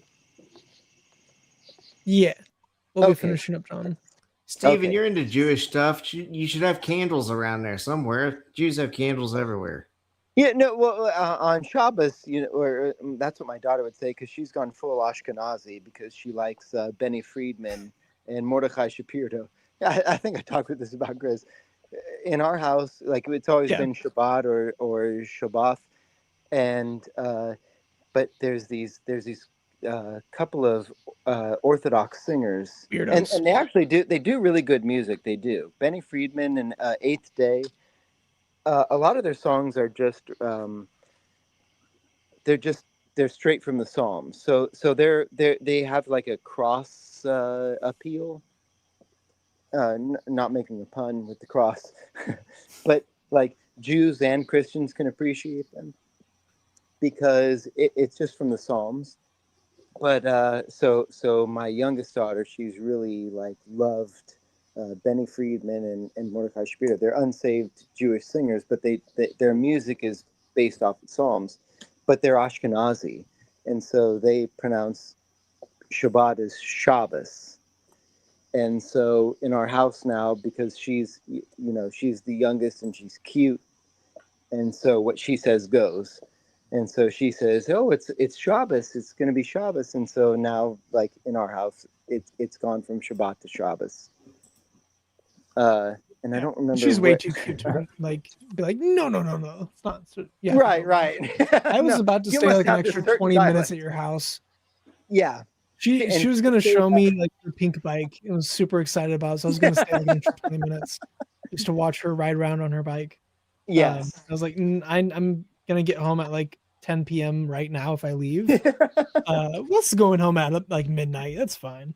Yeah, she insisted on staying up till Chris got it because Chris got here late each time, and she insisted that Yeah. she's got to be up to see Chris because and she's very picky. She's very selective, and I actually didn't expect her to like it because she actually used to get mad because she's like, "Baba, can we do such and such tonight?" And I'd say, "Well, no, I got to do a live stream tonight." And she goes, "Ugh, live stream." But then every time she'd see Chris on my phone, she'd go, "Oh, that's Chris. You should tell Chris I said hi." And so a couple times I did. But then when I told her, "Hey, Bertie, Chris is coming in town," and she goes, "What?" And so she normally goes to bed like 8:39, but Chris got in. I think the first night he got in around 11. 11:30. Yeah. And the Yeah. second night, I think it was Went to bed at 1, woke up at 4. Yeah. But so Lala was like, she probably needs to go to bed. And I was like, there's no way. Birdie needs to see Chris. And the funny thing is, she's on the couch. She was watching Ninja Turtles. Or the first night it was Lion King. She was watching Lion King. And The second night was Lion King. The first night it was not.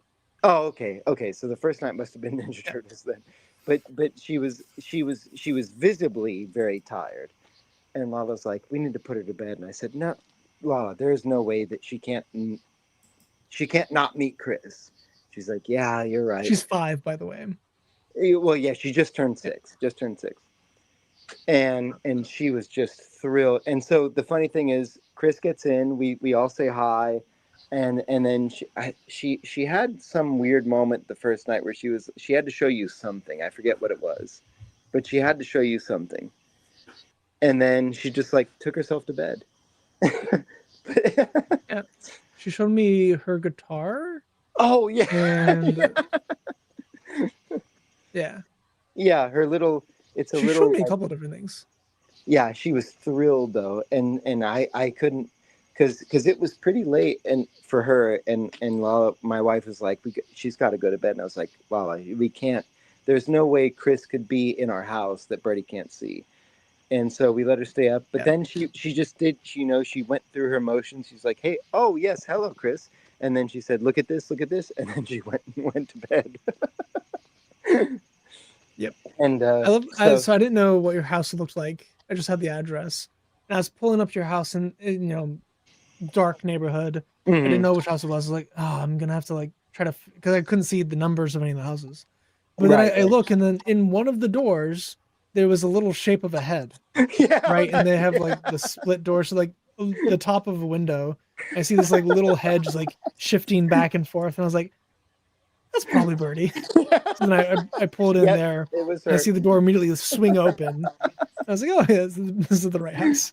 And Yeah, oh, Steven, that's the right. And then the Sasquatch, second time you came, slumps out the house. she goes, "Hey, Baba, I think Chris will be wearing his yellow shirt." And I was like, "Oh, really?" And then she goes, "Oh, nope, it's a blue shirt." So it's my household is fans. We've got Chris has fans. Not to not to give him any more, not to enlarge his head anymore because he signed books and stuff. I actually did want him to like sign something like a Bible, like the cover page of my Bible, something just as a yeah, look at that head.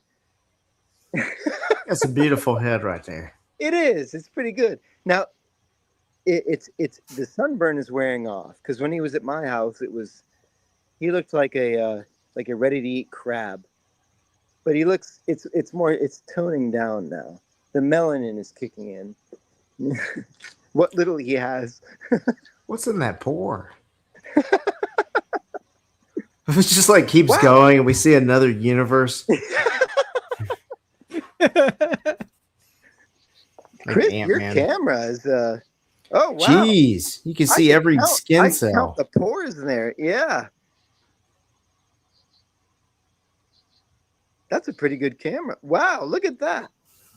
It's like This a is not universal AI. Raisin Bran. You can tell it's not AI. This is not AI. Yeah. Yeah, Chris's forehead has 6 fingers. I wasn't gonna tell that on stream, but yeah, I signed some books. I gave out some autographs. It was pretty cool. And I But- told David Wood to roast him to help his head not get so big. And he And did. so David Wood poked him in the stomach and made fun of his pudge. And then Chris was like, Yep. I'm losing weight. I'm only eating 500 calories. I'm working out 1,000 calories a day. And so then I texted David. I was like, this is terrible. It's not going. Now he's going to have book signings and he's going to have abs of steel. Yeah. Everything's falling apart. Well, it's funny, and it must be of because Chris. I view Chris as a very meticulous person. He does things with intent at all times. And when he walked in, I had this idea because it was fun. We had the talk one night after a live stream. We were guessing each other's height. I said, "Well, Chris, don't tell me your height because it will ruin the surprise. Like I want to have the fun of when you walk up. I hope you're not what I expect." Because that would be fun. And then, but when he got here, I was like, "Oh man, he just kind of looks exactly how I thought." Like, but I didn't think he was chubby. I thought he kind of looked buff to me. So he must have like a good tailor who builds his t-shirts. He's really not fat. We're just mean to him on the Discord. No, I got some pudge. I got the dad bod for sure. Anyway, guys, I'm on 1%. Gotta lose on my 25 phone. pounds. So if I just suddenly cut out, it's not because I'm running. I mean, it could be, but I'm prefacing it with. Are you saying your battery died waiting to get into the wrong room? Yes, I'm on Yes. 1%, so I'll wait it out. But at some point, I will disappear into the night, like some sort of mysterious thing, and that lends validity to my arguments on everything because I'm mysterious. That's how that works. Let's start a GoFundMe for his phone charger. Yeah. That's true. Yeah, I did in Muslims fact are take draining my back. retaliation and kissed his milky white side. This is what I wanted, oh prophet. Still not as gay as the Night of Al Zoot. Absolutely true. Oh, Muhammad, I want to kiss your Christian flesh. Gadfly, do you like coffee? Me? Yes. Oh, yeah. Oh, I gotta get you. Oh, Chris, you got it right there. The Zut coffee. I gotta get you some Zut coffee. So I would love. I'm going to text This you is- my address. Okay, do it, because I this is will all get you. zut in Arabic. It's strong, dark, and gives you the energy of 30 men. when I you're the love chief- coffee. chieftain. Okay, I will happily provide you with a lifetime supply free of charge of Al Zut coffee. Of zut coffee. I'm waiting to hear I from handed them out as Hatun. party favors to the YouTubers. I want to get Sarah zooted posted it on up. Twitter, and I was like, yeah. If Hatun emailed you today. Oh, she did. Okay, I haven't checked it yet because Yeah. I've been a bit busy. That's a thrill for me because to me, like Hatun she's a big deal. She's the real deal. You know, she's proven it several times. She's fun. So it's an She's honor. so legit. Oh yeah. I'll tell you guys this. I'll tell you guys a story as soon as the stream ends. Okay. Christian, you do not need to leave the chat as soon as stream ends. You can wait, and then we can talk after stream ends. Okay. You don't have to immediately leave StreamYard. Okay, I'm gonna go ahead and call it so I can tell them a story real quick, and we'll all go to bed. All right. See you guys. May the grace of the Lord Jesus Christ, the love of God, the fellowship of the Spirit be with you always.